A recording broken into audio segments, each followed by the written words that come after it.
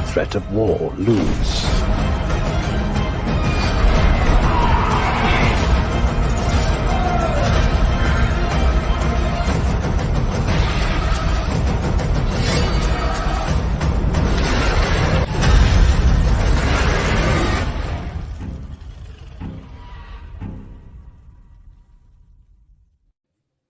And we are live. What is going on, everybody? The season 1 finale of House of the Dragon is officially here, and I know it leaked a few days early. I know some people might have seen it a few days early, but kudos to all of you who managed to have that self-control and wait till tonight. I waited till tonight personally. I wanted to watch it live with the majority of everybody else, then come right on here and talk about the episode and talk about what we have to look forward to for season 2 as well. And I love how they're already name dropping Cregan Stark, which is freaking awesome. We're definitely going to be getting the Wolf of the North in season 2. I have a lot to talk about that character. I actually have a very nice in-depth video that I will be launching probably within the next few days on Cregan Stark and what we can maybe expect to see him do on the show for season 2. So be on the lookout for that. But yeah, it was a good finale, I must say. Episode 9 was probably one of their weaker episodes throughout the season, and I saw a lot of other people were kind of sharing that sentiment, that it's not like it was a bad episode by any means, but in terms of overall, it was probably their weakest episode. Just because, there's the Meleys scene at the end was a little problematic, to say the least. But this episode, this was a great finale, I feel. It doesn't seem like they're following that same kind of format where they're saving the big oh shit moment for episode 9 of the season like Game of Thrones did. Every season of Game of Thrones, episode 9 was always the big moment, the Red Wedding, Blackwater, all of the big stuff always happened on episode 9. And it seems like House of the Dragon is, it saved its big oh shit moment for the finale, indeed. And it played out a little bit different than it did in the books. The battle between Vhagar and Arrax, the Battle of Shipbreaker Bay. I also just released a video on that. Definitely check that out after the stream when you get a chance. It's a nice, shows you the difference between, now that the show version has aired, it'll definitely show you the difference between the show version and the book version. And there is a little bit of a difference, and we'll talk about that when we get to that scene. But a lot of standout moments from the finale, and we're going to get into them, and we're going to talk a little bit about what we can expect for season 2 as well. But before we do that, let me introduce my co-host, Leandro. What's going on, Leandro? Hey, what's going on, man? How's everything going with you? Going good. How about yourself? It's awesome, man. What a good episode. I thought this episode held a good hook. Thought it had a good tease. It's gonna leave you with a year-long blue balls, if you know what I'm talking about. You're gonna be waiting for that. Oh yeah, big time. I thought someone's return showed grace and honor that Viserys brought to the show, so that was pretty cool. And very glad we had a taste of things to come with the mini dragon battle. Yep, that's right. And that shit escalated really quick. It escalated quick, very quick, and it, like I said, it was definitely a different take on it than the accounts that we got in Fire and Blood, the source material. So we'll talk about that when we get to it. But yeah, it was a good scene overall. I thought it was a good change. I liked it. I enjoyed the change personally. I thought it put an interesting kind of spin on it in terms. We'll get into the change. But I like the change personally at first glance. Like I said, I've only seen the episode once so far, so I usually like to watch it 2 or 3 times before I can, make a full assessment. But firsthand, I was okay with the mini change to the battle. But great episode overall. Really solid finale to leave things off at. Like you said, it's definitely going to leave people wanting more. People are definitely going to be, clamoring to get season 2 by the time the end of 2023 and 2024 comes around. I know a lot of people are hoping that maybe there's a chance that it could air at the end of 2023 season 2, but it's highly unlikely. We're more than likely looking at a 2024 release date for season 2. Hopefully sometime, between March and June or July, something like that is what I'm guessing anyway. But who knows? You never know. Season 1 of these new series always takes the longest to do a first season. And they were filming season 1 during heavy, heavy COVID restrictions, which have now been lifted. So maybe they can get season 2 done a little bit quicker. A lot of the sets are already in place. The cast is already there. A lot of the stuff that takes a long time for building these shows is done already in season 1. So maybe there's a chance we can get it. Like I said, late 2023, early 2024, but that's probably the range I'm shooting for anyway. Did But we'll see.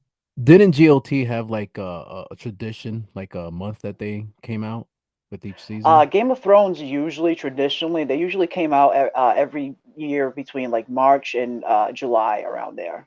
Okay. Yeah, usually between those months is when new Game of Thrones series would generally air. But that's why I'm thinking, yeah, we can maybe get House of the Dragon by 2024 around there.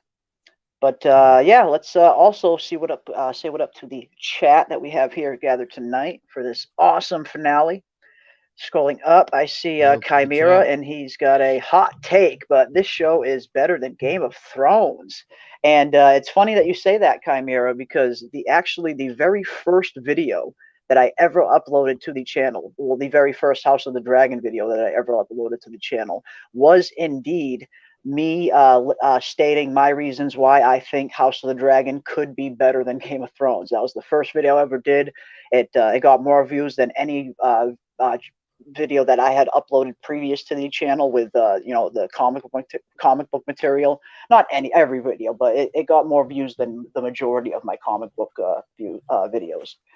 And from that point on, I just continued to make House of the Dragon content, and it's been fun ever since. But yeah, that was the first video I ever did right there, laying out why I thought House of the Dragon could be better than Thrones. And yeah, I'm inclined to agree with you in some ways, Chimera. House of the Dragon season 1 has been a really good adaptation. It's been pretty faithful. The stuff that they have veered off here and there has been really good changes, I thought, for the most part, most of them anyway. But yeah, it's I mean, I think it's a little too early to tell to compare it overall to Game of Thrones, but so far it's looking like it's definitely holding a torch to its original series, Game of Thrones. You It's a could worthy probably come out. successor. You could probably come out with a video as to make an argument as to why at least it holds a torch to Oh yeah, GOT. without a doubt. I mean, Yeah, even after yeah, that just would be a one cool season, it's video. definitely already holding a torch for sure. And yeah, I got a ton of stuff planned for the off season as well. We're definitely going to keep this party going. We're going to pump out a ton of House of the Dragon content and get people ready for season 2. I had a lot of fun stuff and streams planned, so we're definitely going to keep this thing going. It's definitely not the end by any means. Cool. Let's see. Very good episode. Would like them to address all the deaths, but I guess that's King's Landing's problem. Oh, you referring to all the deaths that happened when Meleys bursted through the floor? The previous episode? Is that what you mean? Yeah, she kind of Okay. didn't elaborate that when she went and told Rhaenyra what was going on. Yeah, yeah. Oh, and by They the way, I killed a lot yeah, of your people. yeah. And well, they seem to touch on it a little bit during this episode, which was a nice touch when Rhaenys first arrives at Dragonstone. And actually, let me pull these up so we have something to look at. I got some stills from the episode. Yeah, when Rhaenys first arrives at Dragonstone, that's It one of was the addressed. yeah, that was one of the first things that's addressed. Damon actually asks, so you had a chance to burn them all and you let them live. And Rhaenys Right. straight up says, well, there will definitely be a war over this, but that war is not for me to start. Right. So that was basically Rhaenys' answer as to why she didn't burn the Greens, pretty much. Right. I got that, but as far as all those people that she killed, she didn't address that. No, that didn't get addressed. No. That's what I meant. Not that I remember. No. Let's see. We got Kayla in the chat. What is up, Kayla? What an ending to that episode. It is a very insane ending. And very sane ending. Ristas, everyone. Yes, Ristas, indeed. We got Aldous in the chat as well. What is up, Aldous? Good to see you as well, my friend. Scrolling down. Ending sure left a hook, and I don't mean by Vhagar pulling a hook out of the clouds either. Yeah, that was quite the ending indeed. It definitely. I was wondering at what point that was going to happen. I had a feeling. I mean, a lot of us had a feeling if you read Fire and Blood going into this episode that they were going to be doing the Battle of Shipbreaker Bay. But the only question was, when are they going to do it? Is it going to happen early on in the episode, and then maybe will we see some of the aftermath, and then the episode will end, or will it happen right at the end? And I think they handled it well, ending right on a crazy note like that. It was pretty nuts. I'll tell you what, Jeremy, I had a gut that was going to happen because I remember that painting, and you and Antoine alluded to that possibly coming to fruition, and I kept thinking, Oh, when the that scene started. 2020 Song of Ice and Fire calendar art by Sam Hogg. Yeah, with the Yeah. dragon biting the neck, Vhagar. Oh yeah, yep. And I was like, oh great man. piece. I was like, is this what they're talking about? Come Yep. on. Oh yeah. Yeah. Poor Bit the head right off. Right Poor off. Arrax. Poor Arrax. Yes. Rest in peace, Arrax. Indeed. Do you think the show has lived up to the hype? Me personally, I think it has. So far, like I said, it's only been one season so far. It's still early on. We probably at least have another 3 seasons to get through everything. But so far, starting things off, ending on a note like that.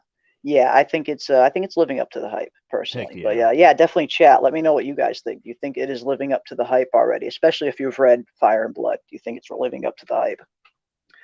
Let's see who else we got down here. Let me scroll down, go back up and see what people are saying in a minute. But let's see who else we have down here.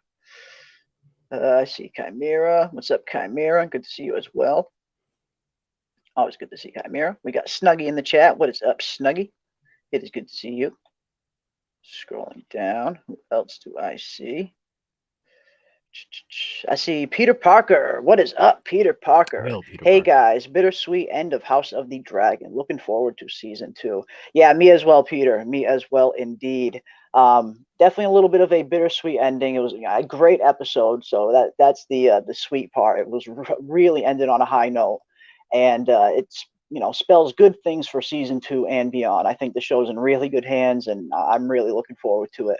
But yeah, a little bit bitter knowing that we're going to have a little bit of wait until we get some new House of the Dragon. But like I said, I'm going to try at least to do my small part to keep the party going throughout the off season and keep plenty of content and fun stuff and streams to do while we wait for season 2. So I'm going to try at least. So definitely come back and hang out for that stuff.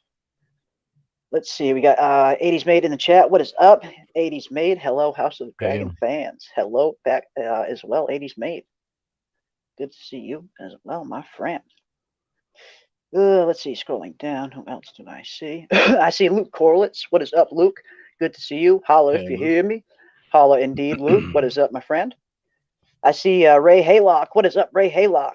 Good to see you as well.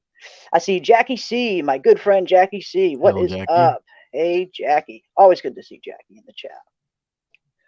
Let's see. We got Admiral Wackass in the chat as well. What is up, Admiral Wackass? Thank you, everybody, for coming out and hanging out with us. I know there's tons of stuff probably going on out there, so appreciate everybody taking the time to come and hang out for a little bit. We're going to have some fun. Going to try and have some fun, at least. Let's see. I found the jump in time between episodes a little off, but overall okay. Some people were having similar problems with the time jumps, especially people who maybe didn't read the source material and kind of knew what to look for and what was going to be coming. I heard some people say that it was a little jarring at times, but it's understandable. It's understandable. But we are at the point now where there's no more time jumps that are going to be happening. This cast that you're seeing on screen now is the definitive cast that will be going forward for the rest of the series. So no more time jumps. I mean, we could potentially see some flashbacks in the future. That could be interesting to explore the kind of explore those time jumps a little bit more. But yeah, no more kind of future time jumps will be happening. What about you, Leandro? Did you find any of the time jumps jarring, or do you have an easy time kind of following it? I connected with it. I think I was talking to Aldous about that. As a person who watches the show and did a little bit research of, read a little bit of it in the beginning before it got to this point. I thought it connected because you got a good payoff towards the end of the season. And I think that's what made it more impactful for the ones who actually paid attention and possibly cared for it a bit. But you notice how people say, how that scene with King Viserys connecting with the family, how he wanted to, do this and be honorable, noble with his family and have them, connect and all that. And I think the time jump showing them, from child to where they're at now help, kind of invoke that feeling, kind of get that out of you, create those goosebumps moments, So I thought it was a good payoff. I liked it. Nice. Yeah, like I said, I didn't mind the time jumps at all. kind of just knowing that a lot of them are going to be coming, especially, the way Fire and Blood is. They cover about 29 to 30 years of history they cover before the dance even starts.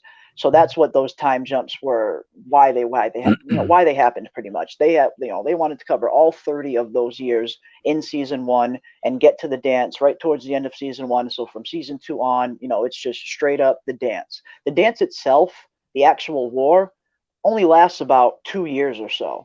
But it's the 30 years leading up to the dance, all the setup, all the world building, the character development. Right. That's what they had to kind of get through in this first season. So Right. that's why there was so many time jumps. There was 30 years of history they had to get through. Right. But Jeremy, I do understand why some people are put off by it. Yeah, I understand. I don't want people to feel like I'm knocking on the ones that didn't like it. I get No, the not at reason all. for it. Not at all. It's a lot. It's a lot of history to cover. And it's a tough task too for the show making Heck standpoint. yeah. The creators, it's like, okay, they have 30 years of history to cover. How exactly do they tackle that and make it a somewhat cohesive story? And whose account were they going to use? Yeah, exactly. There's multiple accounts on most of these events have at least 1 or 2 or even 3 accounts of what actually happened. So that's another thing. And we've seen on the show some of the stuff that the show ends up going with wasn't even in the books, which has been a nice surprise in some spots. So yeah, I'm enjoying it so far. Really doing. Oh yeah, they're killing it. I think the show's in good hands. Looks like the Saurian will be included in season 2. Haven't seen them include Daeron yet in the season so far. Going to be ambiguous when he suddenly appears. Yes, that's what I was saying as well. I actually, George put out a big post on his Not a Blog about a little over a week ago, and he confirmed that Tessarion is not Tessarion. He confirmed that Daeron is in the show. He will be in season 2. He's just down in Old Town, which is how it is in Fire and Blood as well. At the time of Viserys' death, Daeron is in Old Town, and he's squiring or cupbearing for the High Towers at the time. But it would have been a little nice to at least just get a simple mention of him.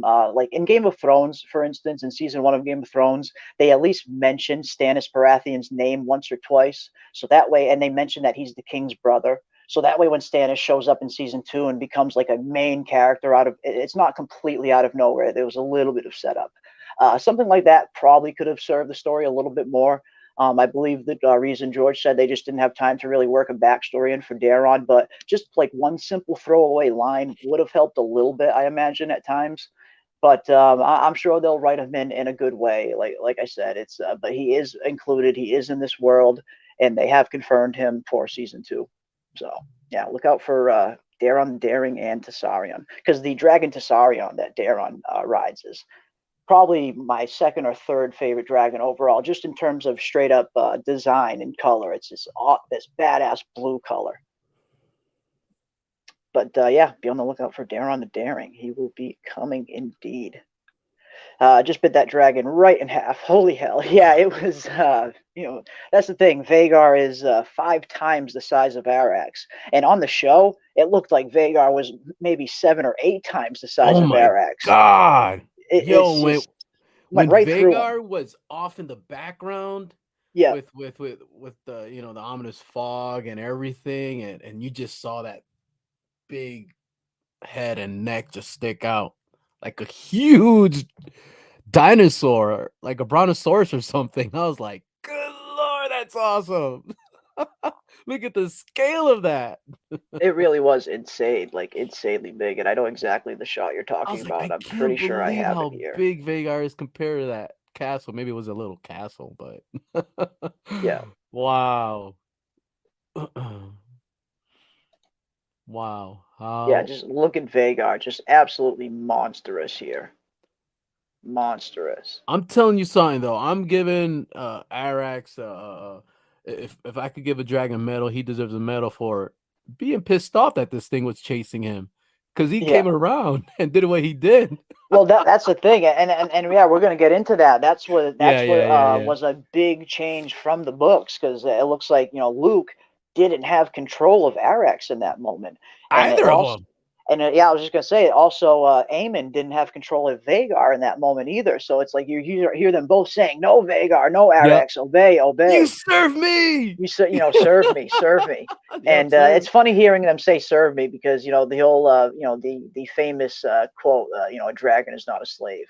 Right. So that's the thing, and this is so apparent right here. These are dragons you're talking about. At the end of the But day, look these are at that. huge, big, formidable beasts. Look at Yes, the people bond balls with these Arrax have. dragons, but at the end of the day, it's still a dragon. At the end of the day, yes, you might be bonded with one, but it's still a wild freaking dragon, and there might be a time where you just don't have control, and it looks like that happened here. It was pretty My nuts. God, it was Pretty awesome nuts. though. But yeah, just absolutely massive. Vhagar is absolutely massive. I love that it showed personality for the dragons. You know, Yeah, yeah, like their instincts, just the hmm primal instincts, just kicked in to yeah. fight. Exactly, like just the instinct to fight. Like Oh Arrax, yeah, knowing how small Arrax is compared to Vhagar, like it has to know this is not a good fight. But of it's course. just that instinct for a dragon to fight. They know that. That's the thing. That's it speaks to the bond as well, because both Yeah. of these riders are bonded to their dragons, and both of these riders have they don't like each other at all. Obviously, there's a lot of bad blood between Aemond and Luke. Obviously, the dragons can sense that, so boom, they just start locking horns. It's pretty crazy. And Yeah. yeah, Arrax just nails Vhagar with the Yo, flame right across the the face. balls you gotta have to do that to the Right, the the balls on Arrax. size, the Shit, man. size. Woo. Let me catch up on the chat a little bit, and we'll dive into some more of this stuff because this was good indeed. Ray wanted to try peace, and I can't really blame her for that. Yeah, that's true. Because at the beginning of the episode, when the demands of the Greens first come in, there is a part of Rhaenyra that does almost, want to consider maybe just finding peace and avoiding this war. Because who wants war at the end of the day? It's no joke. Right. And this scene in particular, I thought was very interesting when Otto gives Rhaenyra this page here, and it kind of really hits Rhaenyra hard. Something between her and Alicent, Right. and yeah, you can just see as soon as Rhaenyra sees that, whatever that is, It was probably a page from a book that they read together that no. means Remember when something. Rhaenyra ripped that page out of that book in front of Alicent a few Oh, that's episodes back? right. It's got to be Yes. that page. So Yes. this is Alicent trying to appeal to Rhaenyra's the friendship that they used to have, pretty much. Oh man, that's Yeah. good. Yeah, I remember now. Because that's the thing. Alicent was the the rule follower, and Rhaenyra was the rule breaker. Rhaenyra's ripping page out of book, and she's like, Alicent's like, Rhaenyra, what are you doing? So she sees that as a just trying to hark it back to the friendship that they used to have, Oh and man, I appealing to love that. that. I love that they did It that. was a good moment. Yeah, it was a good scene. I thought. It was definitely a good strategic move on Alicent's part to try to appeal to the friendship that they used to have, Yeah, I completely forgot that especially that's after what the that dinner scene page that they was. just had. Right. Right. And the dinner scene that they had in particular, there was a moment there where you really think Rhaenyra and Alicent kind of want to be friends again. Alicent wants Rhaenyra to kind of stay at the Red Keep and stuff. Like there's a moment there where you think, okay, maybe things could be okay. But you know But what? Let me just say this: like, Alicent should have realized that when she was gonna, you know, crown her son king, that this mhm, wasn't gonna fall right with Rhaenyra, you know. yeah, So now she's trying to appeal to their friendship to try to get it her way. It's kind of fucked up. It's like manipulating Rhaenyra. hmm yeah, for sure, for sure. It's that's the thing, that's the Game of Thrones. It's very manipulative. But yeah, that was it was. I thought it was a nice scene and kind of a nice callback to the page that Rhaenyra ripped out when there was the younger actors and actresses. That was young Millie and Emily Carey that did that scene. So Yeah. nice stuff indeed. Let's see, we got Arrogant Ape in the chat. What is up, Arrogant Ape? Good to see you, my Hail. friend. Hello, everyone. Haven't watched yet, but it sounds like there's some serious hype. Looking forward to it. Yes, absolutely, Ape. This episode was an insanely good finale. I know the previous episode for me personally, it was not it wasn't a bad episode by any means, but it wasn't their strongest showing. There was some it was probably one of the weaker episodes. So to follow that up with something like this, yeah, they hit it completely out of the park. I'm always reluctant to give out a 10 out of 10 just because it's very perfect is really hard to get, but I would probably give this one at least a 9 or a 9.5 out of 10. It was a really good finale. Yeah, I mean, if I Really was gonna give it a rate, I'm at a 8.5, a 8.5. good 9. Oh yeah, Nice. a good 9. Yeah, for Nice. sure. That's where it left. Yeah, that's a cliffhanger. All right, that is Hell yeah. definitely a cliffhanger right there, man. Overall, a good season. Yeah, for sure, indeed. Yeah. Indeed. Let me see what else we got going here. Meleys had a badass thing to her with the crown of thorns around her neck. Yeah, that's true. Meleys and Caraxes, they're very much a similar color, but they're very distinguishable. Meleys has those kind of horns that are kind of poking out behind. And Jackie C actually had a hilarious tweet the other day, and it's very accurate. You see the Shrek dragon next to Meleys. It's an uncanny resemblance there. It's pretty funny. I'll bring that up later. We'll take a look at that. It was pretty funny. But yeah, Caraxes, long, flexible neck and body, quite interesting. We'll catch up on the books now in time for season 2. Yeah, absolutely. I highly recommend that. Anyone who hasn't read Fire and Blood, if you don't mind getting the book version of events, because you might get some spoilers here and there, but judging by the way the show is playing out, there's going to be stuff on the show that even book readers are going to be surprised about. Like we were surprised many times this season, people who read the books. And that's just the very nature of the way Fire and Blood is told. It's told in a very unreliable narrator standpoint with a bunch of different accounts of events.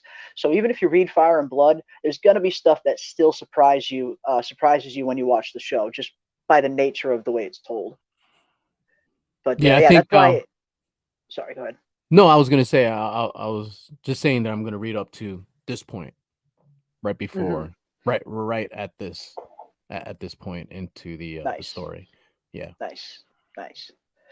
Let's see. Yeah, I was cool with the time jumps, but a few things could have been fleshed out more. Yes, indeed. And I totally agreed with George too on the two things that he in particularly called out between the relationships between Damon and Lena and the relationship between Rhaenyra and Harwin Strong.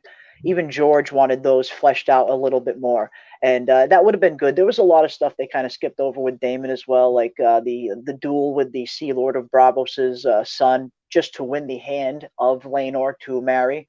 Because when Damon first meets Lena in the book, she's already betrothed to marry the Sea Lord of Bravos's son. So Damon has to fight this guy in a duel just to win the right to marry her. So they completely skipped over that. They skipped over Damon going back to the Vale and trying to win Runestone and getting completely rejected by House Royce. It's just some stuff like that they completely left out. So it would have been nice to explore some of that stuff. And of course, the Rhaenyra and Harwin stuff could have been fleshed out more. I know a lot of people wanted that, some more Rhaenyra and Harwin stuff, just because they was really those two were really good together. They had good on-screen chemistry and stuff. Cheers all. We got Antoine Dennison in the chat. What is up, Antoine? Hey. Good to see you, my friend. Yeah, you have the link. I know it's late, but if you end up wanting to pop in, you're welcome to, man. Come on. Let's see. Meleys is just elegant. That scene last week made the episode. Yeah, I mean, in terms of spectacle, it was cool to see Meleys in all her glory kind of pop up through a floor. But then when you kind of stand back and look at some of the logic behind it, it was. I mean, it wasn't the worst scene in the world by any means. Yeah. But it was a little strange seeing Meleys kind of just pop up from beneath the floor. But Yeah. The design of Meleys, absolutely badass. That dragon looks great. And that was the intention of the showrunners, one of them was to create a spectacle. Yeah.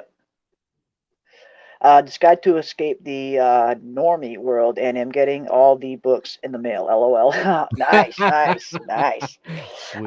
Yeah, no, that's the thing. There's nothing wrong with just watching the show version. Like I know a lot of people that only want to watch the show first, and then when the show's done, they're planning on going back and reading the books, which is okay. That's fine, Yep. whatever way you want to do it. That's what But I'm gonna do. just by the very nature how Fire and Blood is told, if you read it first, there's still going to be some things that are going to surprise you on the show, just because it's told very.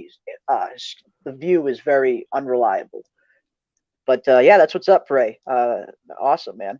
I definitely plan on doing a lot of stuff between the off season. At one point, we're probably going to do a complete rewatch and watch along of season 1 of House of the Dragon. We'll do one episode a week every week, either every Sunday night or Monday night or something like that, whatever works best. And I definitely at one point will probably dive into some Fire and Blood stuff and maybe do some book comparisons between the show and the book. So yeah, a lot of stuff we're going to be doing on the off season while we wait for season 2 for sure. Spoilery stuff and non-spoilery stuff, both. He looked massive. Definitely sold the monster aspect of the ancient beast. I loved it. Yeah, Vhagar. If you're referring to Vhagar, yeah, Vhagar she's huge, absolutely huge. It's she looks ancient, and you can tell when the season started, Miguel Sapochnik talked a little bit about the dragons and his inspiration behind some of the designs behind them. And instead of just using kind of like, because in Game of Thrones, Drogon looked good, but you look at Rhaegal and Viserion, they looked exactly like Drogon. They were almost like carbon copies of each other. So here, I like how they're a little more distinguished. And I like how Miguel went out and used 3 different skulls and as models to model the dragons off. A horse skull, a wolf skull, like a canine skull, and a dinosaur skull. And you can definitely tell Vhagar was based off that dinosaur skull. It has that kind of ancient dinosaur look almost. But that was smart of them to do, to get that variation. Just finished watching. Can't Damon just take Aemond's other eye next Sunday, for fuck's sake? Yeah, it's Damon and Aemond have plenty of stuff to do in the future. That's for sure. There's some foreshadowing there we saw during the dinner scene with the little stare down between Damon and Aemond, and yeah, I imagine they're going to have some interesting scenes going forward together. Yeah, because no, go ahead. Sorry, go ahead. No, I was just gonna say these dragon riders are gonna have a monumental task to try to figure out how to take care of Vhagar, and I'm interested. I'm very excited to see how that's gonna happen. Mm-hmm. Because that's kind of a plot even in the book. Like even Damon recognizes that Vhagar is the biggest threat to them, like without a doubt. Like without Vhagar, they have nothing. It's very much recognizable that Vhagar is the big threat to the blacks that the Greens have. But then again, the blacks have the Greens might have Vhagar, but the blacks have more dragons and more and Caraxes also is no slouch. He's got a lot of battle experience himself. Syrax has gotten pretty big. Meleys is huge, and Meleys has a ton of experience. Meleys and Rhaenys are probably the most experienced duo of dragon and dragon rider, plus all the dragons that they have in the dragon pit, the wild dragons that they end up coming into play later. Like the blacks have a ton of dragons, so it's in terms of dragon power, it's close to even. Yeah, they might have Vhagar, but blacks have the numbers. Yeah. Dragon bonds could be very important too, as Arrax seemed to feel Luke's fear. Yes, need to defend. Vhagar felt Aemond's anger. You're absolutely right, and like that's what I'm saying. Like this bond between these dragons, yeah, it's definitely very deep. They're clearly feeling what each other are feeling, and yeah, I think you're right on the money there. It seems like Arrax knew Luke was in danger, and he was like, "Okay, you're in danger. I can feel it. It's time to, action, fight or flight response." And a dragon is naturally gonna, fight. And like you said with Vhagar seemed very angry and hostile and wild and kind of really trying to just going right for Arrax. So yeah, maybe Vhagar was feeling Aemond's anger. Vhagar was like, "What the hell did this pup just do to me? Yeah, what you do to me, pup? Did you really just hit me with some fire? Shit." No. Aiden. You sit back there and let me take care of this little pup. I'm like, Absolutely Aiden too. damn, Vhagar ain't fucking around. No, Vhagar's no joke, man. She's the queen of the dragons for a reason. She was She's like, no no, joke. you serving me right now. I'm taking care of this. Let me take the reins. I got this. Yeah. I love the scene with Damon singing to the dragon. Yeah, that was That was Vermithor cool. right there, and Vermithor is one of the biggest dragons Is that we're who it going to was? see on the show. Yes, in my first initial thought, I thought it could have been a different dragon, but yeah, it's definitely Vermithor without a doubt. This was a Oh great my scene. I love the whole setup too yeah. of maybe like singing in High Valyrian as a way to calm dragons down. We got Damon, Damon the Dragon Whisperer in this moment here, which That was was a pretty awesome. cool scene It and shows his experience to be very able to experienced with these connect to the dragons. The dragons. connection he has with Yeah. dragons. That's the thing. A Oh, lot of it was Targaryens so have cool. a connection with dragons, but some of them have just a deeper understanding and bond with dragons than others. And Daemon definitely seems like the type that he could probably get close to any dragon like this and kind of form that attachment. He just seems like he's just close to these dragons. But yeah, Vermithor, freaking huge, absolute monster. This was the dragon of King Jaehaerys, Okay. the king before Viserys. And ever since Jaehaerys died, Vermithor has been without a rider, just probably chilling down here in the Dragon Pit or on the Dragonstone and the Dragon Mount. But yeah, Vermithor is going to be one of the biggest dragons that we see. It'll definitely come into play later on, and Damon is already laying those kind of Yeah, those Easter eggs, the groundwork for all of the even the wild dragons. He actually name he dropped the did. wild dragons in this Yep. episode, which was That was freaking awesome. awesome, man. I was Yeah, like, that was holy cool. I was shit, like, yes. yo, Damon Um, wasn't fucking around at the painted table. He was like, oh, no, man. he was ready to go. Damon was ready to go in that moment. Yeah, for sure, for sure. But I'll Um, tell you what, when he showed up, I love when the dragon just sprayed that fire on the ceiling, and you can hear like I yeah, have yeah. surround sound, and you can kind of hear the echo in that Hmm. big room, and it sounded like as if you had a flamethrower or something just aiming at the roof, and Yeah, you can hear the. this is a big, old, powerful I was dragon like, right here. damn, that sounded Yeah, awesome. yeah. Vermithor is no joke. This is a very powerful dragon that is one of the stronger and bigger ones that we'll see on the show. Um, yeah, really cool scene, man. Really freaking cool scene. It's just you see Damon getting close to this dragon Look like at that. that. Just badass. I was like, Absolutely damn it, badass. gotta wait a year. Damn I know, right? Shit. it. Ah, man. Let's see. We got Skip. The series made a comment early in the series about the idea of them controlling the dragons is madness. Nobody can control the dragons. Before Rhaenyra ordered her dragon to believe.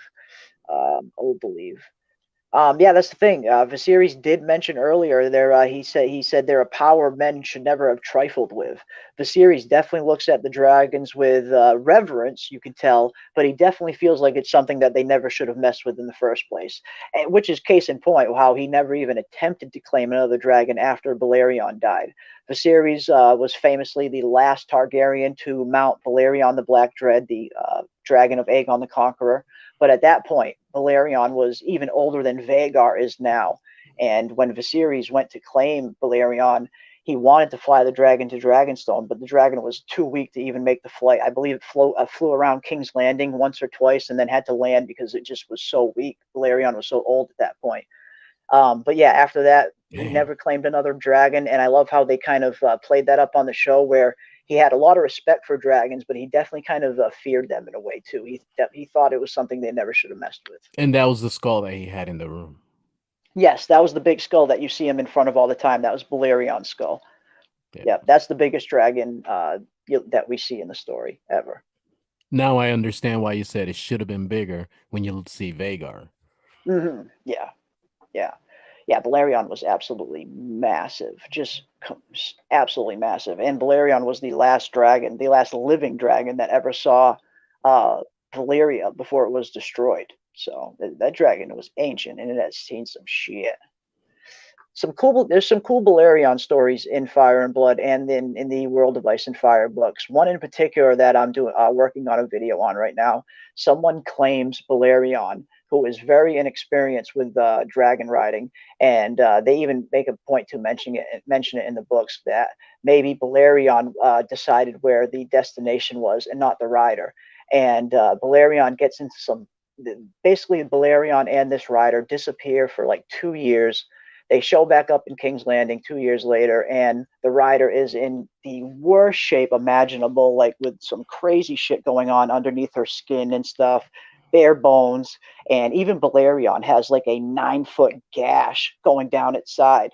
And you just got to think, what the hell is big enough to cut Balerion the Black Dread like that? And a lot of people think that they went to Old Valyria and maybe ran into an even bigger dragon that was still living there. So there's a lot of interesting stuff that happens with Balerion, but it's cool. Fucking Balerion's insanely big and very formidable. But yeah, that's that skull, and Viserys, he's that's why he never took another dragon, pretty much. Let's see.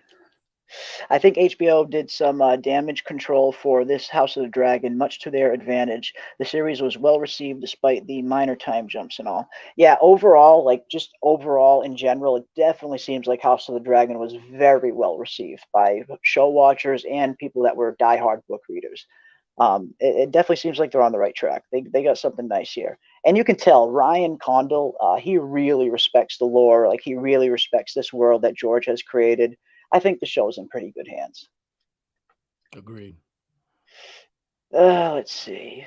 Scrolling down. Otto was pretty smart bringing that page to Rhaenyra, hoping to get her soft side to bend the knee, but wasn't having it. That's true. Yeah, that's true. Well, it was a calculated move. Well, it made her think. It made her think. Yep. Made her think in that moment, for sure. Right. For sure. I figured it was the storm scaring the dragons and make the riders feel off balance as well. That could have been an aspect to it as well. Yeah, but the bond that the dragons have with these riders, and we've seen it in past episodes too, like when Damon takes the flaming arrow to its shoulder, Caraxes definitely feels it, lets off a mean roar, takes off. These dragons can definitely feel what their riders are feeling. But I think it could be a mix of both, the storm scaring the dragons as well, kind of making them lose control of the commands. It could be, definitely could be both. Because they do mention that in the books a lot, that the dragons have a really tough time flying in thunder and rainstorms. They're not well in it. Even some of the bigger dragons. There's one point during Aegon's conquest where one of Aegon's sisters is fighting in the Stormlands at Storm's End, and it's at the point where the dragon can't even fly anymore. The dragon is just completely grounded, fighting with its tail, with its claws, just completely grounded, fighting because it couldn't fly in that bad of weather. So the weather really affects these dragons in the long run. Which dragon did Damon sing to? That was Vermithor. I'm almost positive that was Vermithor. Just judging on the size of it and the color, the bronze color of it, it seems like it had to be Vermithor. So that's what I'm going with, I think, and that's what I see a lot of other people saying as well, that it was Vermithor. That was one of my first thoughts as well, Kayla, was it could have been one of the wild dragons, maybe Cannibal, but I don't think Cannibal would be down there in that cave, and Cannibal does have not dark, Cannibal does have bright green eyes and is black as pitch, and this dragon seemed to be a little bit more on the bronze shade, and its eyes were pretty dark brown as well, and that's right on par with Vermithor, so I'm pretty sure it was Vermithor. Yeah, that's what they're saying on the internet. It was definitely Vermithor, the bronze dragon. Yeah. I especially thought it was a cool touch when Vermithor blinked and you saw that.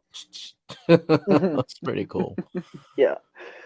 Sideways Vermithor is no joke indeed. It is a very, very big dragon, man. Very big dragon. And Damon's down there doing his dragon whisperer singing to it. And that's another thing in terms of just the High Balerion in itself. It seems to just sound way better on House of the Dragon than it did on Game of Thrones. It just seems like they fleshed it out a little bit more, or maybe it's just the actors are a little bit better at speaking of High Valyrian than the previous group was. But it just sounds way more fluid on this show. It sounds way more elegant. It just seems better all around. At Laenor's wedding, Damon alluded to the House Royce stuff. They never followed up on it. No, yeah, exactly. That's why I thought we were going to be getting it. Damon even says it at the wedding. He's like, now that my wife is dead, I should be inheriting Runestone because they had no heirs. And yeah, in the book after that, Damon ends up flying up there. He gets rejected and stuff. But I thought they were setting that up, but they just never followed through on it. Yeah, for sure. But would a wild dragon just be sitting in the caves under Dragonstone Castle? Wouldn't it be wild dragons be around anyway? This whole series is epic. Yeah, it's very epic indeed.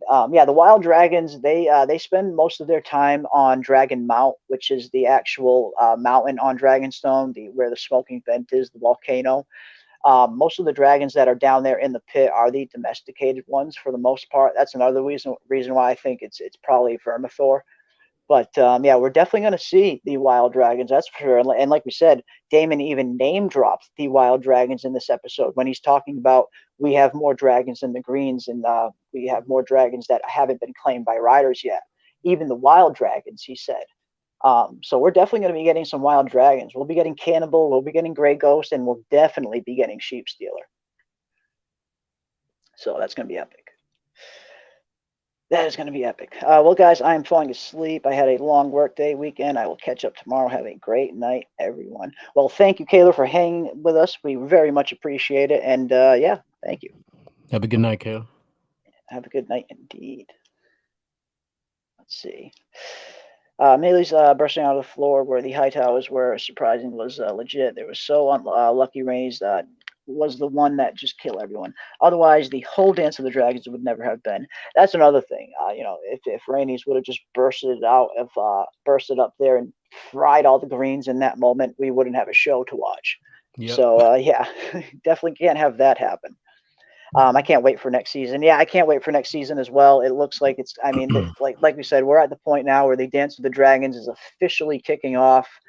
From this point on, there's going to be a lot more action. There's going to be a lot of dragon battles to get through. I imagine season 2 and the rest of the series is going to look not a lot, but a little bit different than season 1 looked, just in terms of pacing, just in general structure overall. But I guess we'll have to see. When is next season coming? That's the question right there. I know a lot of people, myself included, are thinking probably early 2024 at earliest.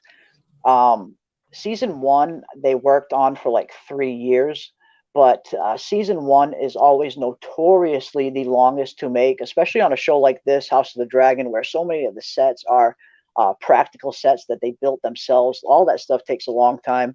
Plus all the CGI dragon stuff. It really takes a while to perfect. But once you get season 1 under your belt, season 1 usually takes the longest. Because then when you get to season 2, you're returning to locations that have already been built, so you don't have to spend time building a whole bunch of new sets. Maybe a few new sets here and there for some new locations.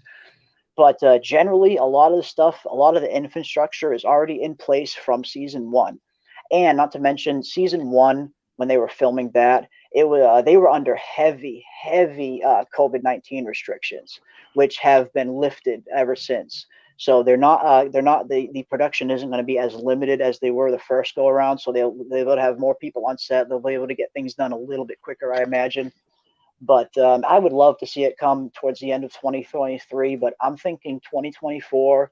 Maybe March 2024, around there is when we could see season 2 of House of the Dragon. But that's just my guess. I'm no expert. Skip Edwards says, what song was he singing to Vermithor? My girlfriend claims it was Shake It Off, but in Balerion. I'll tell you what, if Vermithor was twerking, then I'd agree with her, but I didn't see no dragon twerking, so. Yeah, what song indeed? What song indeed? Vermithor, that's the dragon's name. Thank you. Yes, yeah, Vermithor is the name of the dragon of the old King Jaehaerys, the king that was king before Viserys. and it's been without a rider ever since the old king died. It's probably just been chilling on Dragonstone, just just doing its thing by itself for the well, close to 30 years now at this point. Well, not 30 years, but well over 15 years at this point. So yeah, Vermithor's been without a rider for a little bit, so it'll be interesting to see Vermithor get worked back into the story, because at one point Vermithor does become a bigger part of the story. A lot of these dragons that maybe don't have riders now will become a part of the story later on. Dragons are aggressive and they have their own minds. That's why Vhagar did what she did at the end finale, killing Arrax and Viserys. Very sad. Yeah, it was one of those things where you could just tell Aemond and Luke both were completely out of control of their dragons. They were trying to get back control of them, but those dragons were doing what they wanted to do in that moment, and they kind of lost control. Yeah, the primal instinct kicked in.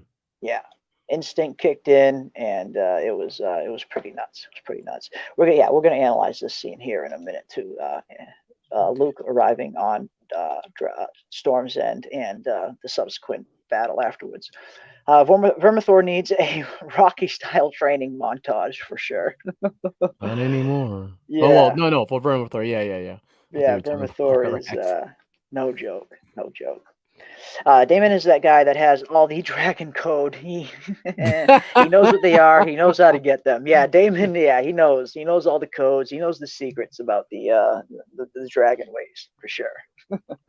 We get Dogs Over People in the chat. What is up, Dogs Over People? It is good to see you. Hey all indeed. I bet the special effects panel actually used a flamethrower in a warehouse. Yeah, I wouldn't be surprised. They definitely have been known to use some big, powerful flamethrowers that they'll attach to those big arms that cameras are usually attached to.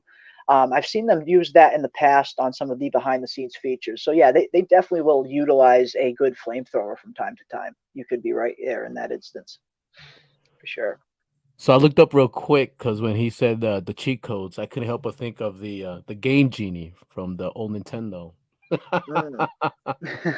He has the Game Genie. Yeah. American Freedom Fighter says Aemond was the provocateur and Vhagar and Arraxes against each other. Who's put Vhagar and Caraxes against each other? Yeah, for sure. And that scene does play out pretty similar as it did to in the book. And let's get through that scene a little bit right here.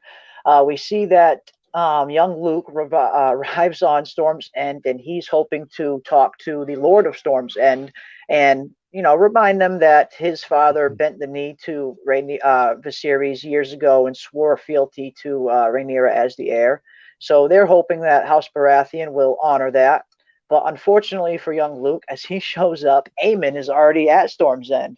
And in the books, they describe it as Aemond had been at Storm's End already for a little while. By the time Luke gets to Storm's End, Aemond and Lord Baratheon are already haggling over a dowry for a wedding. So you can tell Aemond had already been there for a little while. Yeah. And it probably, Aemond looks like he's probably been there for a little while on the show as well. So it's a pretty good translation from book to show on this scene. And let me just say, Jeremy has a video on this, and it's pretty cool to see it mostly come to fruition. Like you pretty much predicted it.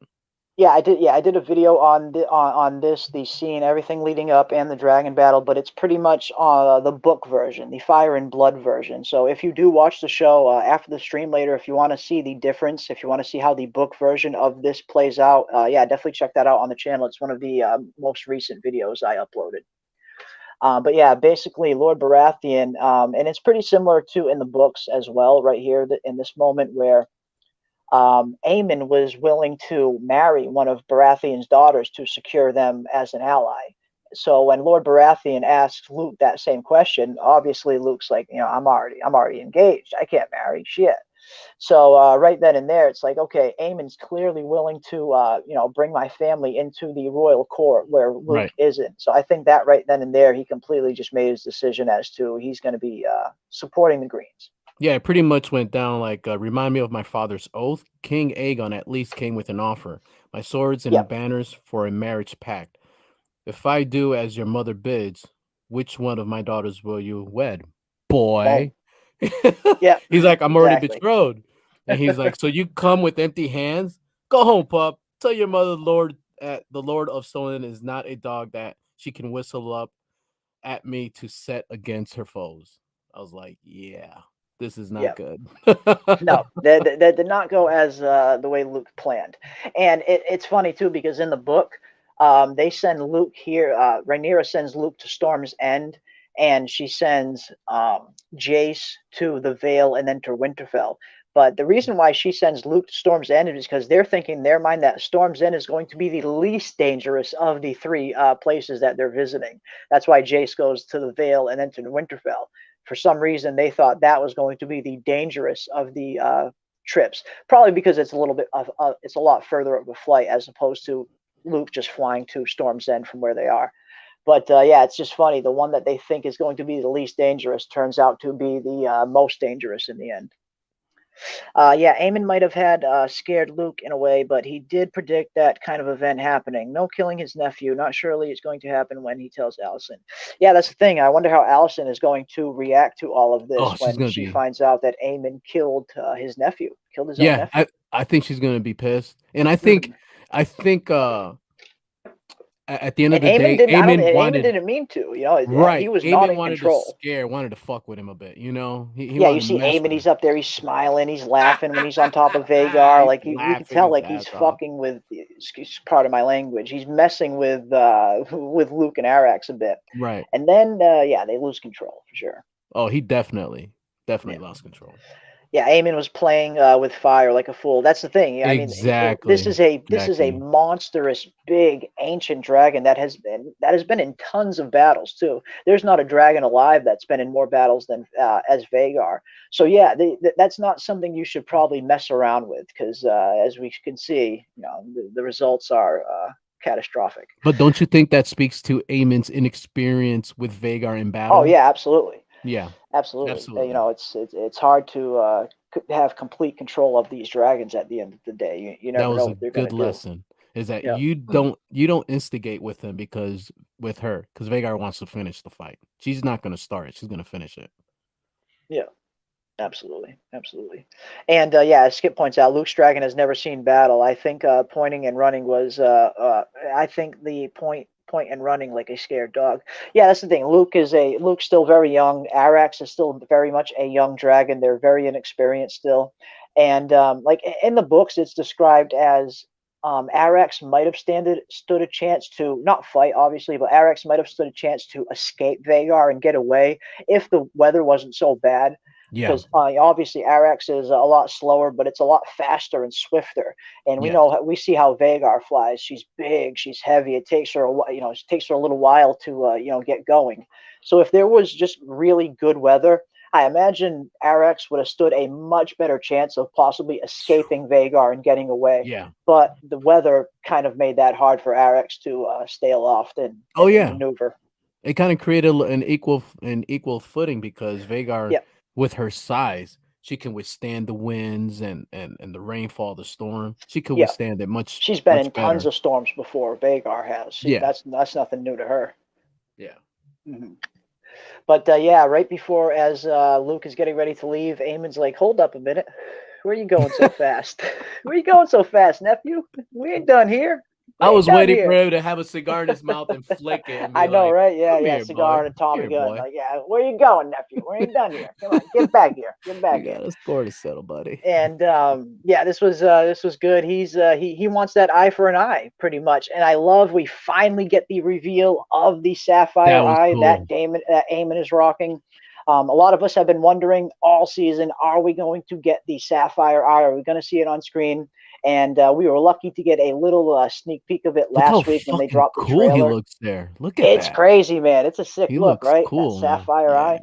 That's a good Fucking villain right crazy, there. man. I mean, a good villain look. Yeah, it's a pretty cool look. Pretty cool look. But yeah, we finally get that nice sapphire eye look from Aemon, and he is he's out for blood. He's out for he's on some eye for an eye type shit right here. He wants Luke's eye as payment, as repayment for the eye that he lost back in the day. Because as we know, of course, Luke was the one who slashed Aemon's eye during the fight right after Aemon claimed Vhagar originally. So yeah, a lot of bad blood between the two. But this is, luckily, Lord Baratheon steps in and is like, okay, this is not happening in my hall. He came as an envoy. He's going to leave as an envoy. Right. And basically, they escort him to his dragon, and he tries to take off. And even Luke's Balerion is really fluent and good here in the scene. He's talking to his dragon, kind of, hey, get ready. This is, weather's shitty, but just calm down. Yeah, that was pretty cool that he did that. That he, Yeah. it speaks to their bond. Mm-hmm. It and his speaks High for his Valyrian care. was good too. It speaks to his care for his dragon, and the connection that they have. Because he was prepping him before they took off. That was cool. For sure. Let's see. But yeah, there. Luke is getting ready to take off. We have just a bad storm going on, and all of a sudden, Vhagar pops up. And of course, Vhagar is described as being 5 times the size of Arrax. But like I said, on the show version, it looks like it's closer to 8 to 10 times the size of Arrax. Like this looks like a little bit bigger than 5 times. But that, again, that's just semantics. It's huge. It's absolutely huge. That's what matters. Epic. And it's one of those things where if the weather wasn't so bad, maybe Arrax could have escaped Vhagar. At one point, Arrax kind of ducks down and banks down into some rocks where Vhagar can't follow because Vhagar's too big. But at first you almost see like Vhagar is kind of just messing around with Arrax, like Aemond's just trying to scare him at first. But Luke was like, bank left. He was giving him Mm-hmm. pretty cool communication between him and his dragon. Yeah. Yep. Let's see what the chat is saying. We got Gaming Trucker 101 in the chat. What is up, Gaming Trucker? I read the books, but I think the show is better than the story book in many ways. Yeah, honestly, especially where King Viserys is concerned. And I've said this on the channel a lot. I cannot praise Paddy Considine's performance enough as King Viserys. I really feel like that character on the show was flushed out and done way better on the show than it was in the books. Like Paddy brought that character to completely new depths and levels that just wasn't written like that in Fire and Blood. And even George pointed it out, like Paddy completely went above and beyond that, even what George wrote. He brought it to life. In some ways the show has surpassed the book in some certain ways. I totally agree. Cannibal, Cannibal is going to be insane. The Black Dragon, indeed. I definitely want to see Cannibal as well. I want to see all of the wild dragons. They're going to be interesting for sure. And Cannibal is another one that's described as being absolutely huge. Like Cannibal is a very big dragon indeed. One of the few things about the show, we got Antoine Dennis in the chat. One of the few things about the show that I didn't like was the scale of Dragonstone. I didn't get the impression that it was an island. It looked more like a castle on a large rock. Okay. Dragonstone is a very interesting place. It's one of those, it's kind of described as almost a mini Valyria on an island right there. It's got the volcano like Valyria had with the 14 flames. It's got the old Valyrian architecture that seemed to be used with dragons involved. Like it's got that distinct Valyrian architecture look. So Dragonstone is very interesting in the books, the way it's described. Like I said, it's almost like a mini Valyria right there on an island. And I'm hoping that they just explore a little bit more of Dragonstone on the show. I love the scene of Damon climbing down into the vents, getting the dragon eggs that Cyrax lay. Like that's the kind of stuff I want to see on the show. Them exploring Dragonstone, especially when the wild dragons come around. I definitely want to see a little bit more of that because that was a really cool scene, just seeing Damon climb down there and get those dragon eggs. Let's see. It's going down. We got Val in the chat. What is up, Val? Good to see you as well. Hello, Val. Good to see everybody, all the any new arrivals that have recently showed up. Thank you for hanging out with us. And I'm definitely going to probably continue to do weekly House of the Dragon streams throughout the off season while we wait for season 2, and just try and keep the party going while we wait. We got to, it seems like we're going to have a little bit of a ways to go before we get season 2. So yeah, let's we'll keep this party going and try and have fun while we wait and pass the time. Let's see, scrolling down. Lord Boros wasn't having that intimidation tactic of Rhaenyra. No, yeah, Lord Boros wasn't having any of it. He wanted a little bit of advancement, a little bit of quid pro quo, and Aemond and the Greens were all willing to give him that, and Rhaenyra and Luke weren't. He wanted his daughters to be married into the royal family. Aemond said no problem, but yeah, he quickly made his decision. Couldn't he marry them both? Oh yeah. Mm-hmm. I imagine that's why he made the offer. Like he's like, okay, which of my daughters are you going to marry to secure this pact? He should Just have like done that. Aemond did. But then Luke replied with, "I'm sorry, I can't. I'm already betrothed." And at that point, I think Boros made up his mind. Let's see. Vhagar versus Arrax reminded me of Darth Vader versus Luke in A New Hope in the trench in the first Death Star, but Luke doesn't believe in the Force. Haha. Okay, that's awesome. Nice comparison. Yeah, I mean, it doesn't get better than Luke versus Vader in the trench in A New Hope. I mean, shit, good scene right there. I really like the look of Luke's dragon, of Luke on his dragon. Yeah, there were some good shots That's of cool. Luke on his dragon, indeed. I tried to get a few of them. Let me see. I don't know if I was able to upload a lot of them, but yeah, Luke on his dragon really did look good. All of the dragons look good, for that matter. Actually, there's one really good shot when they're all taking off of Dragonstone. When they all kind of get their orders right here, and Yeah. they're all taking off. There's some nice shots here. Yeah. We got Meleys, we got Vermax, we got Luke's Arrax. Looks like we even got maybe Caraxes back there in the background, just chilling. So But yeah, Vermax is Jace's dragon.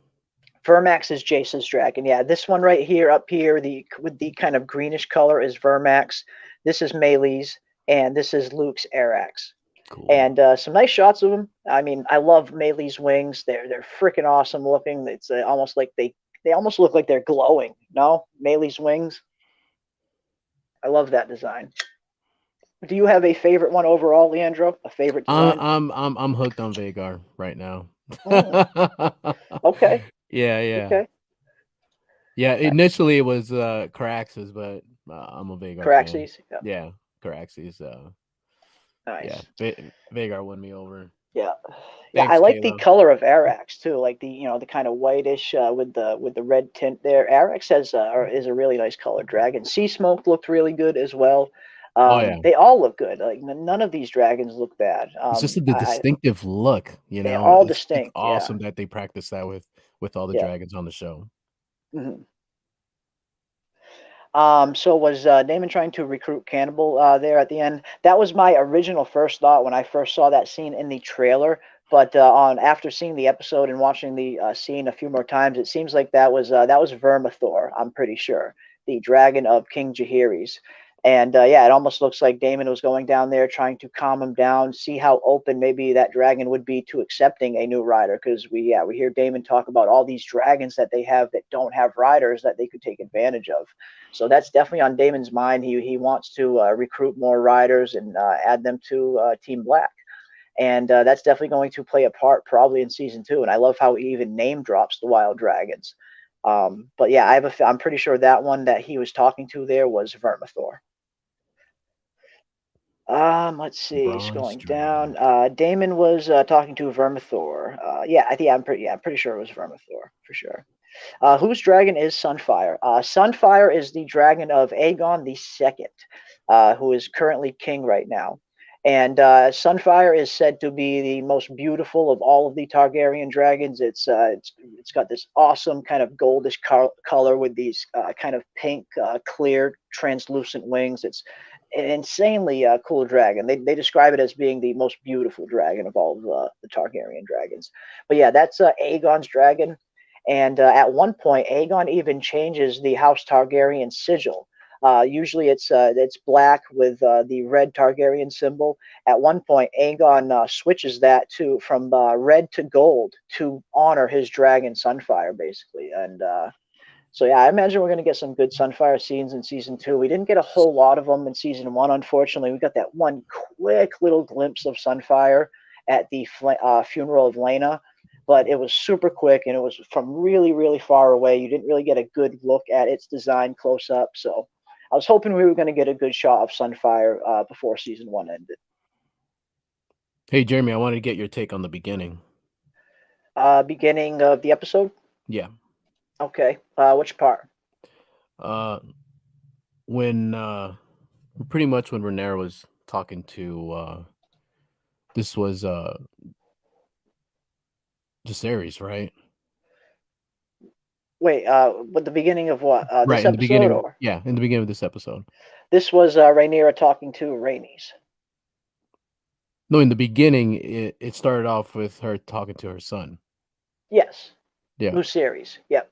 Okay, it was okay. So it was Luke. Yeah. Yeah. Is that it? That when I saw that painted table, I couldn't help but think when you were like, "Man, I can't wait to see that." What, the battle? The painted table. Oh, the painted table. Yeah, the painted table looks great, and I love later on in the episode how they it seems like they light it up from the bottom. You kind of see it lighting up, and you see these streams and stuff kind of start to glow. Oh yeah. They had like the a group table's of freaking candles. badass, man. They had a group I of love candles the that they table. lit up. Yeah, it seems like they got candles under it that light up, and the whole table just lit up in a really cool way. It was awesome. But yeah, this table is absolutely badass. They really went above and beyond here. It's just it's a little smaller than the one from Game of Thrones. The Game of Thrones version was a little bit bigger, but I like this one. I think it looks great, and it's just a nice aesthetic, and I just like seeing it light up like that. It was really cool. Really cool indeed. But yeah. But right there, he was pretty much.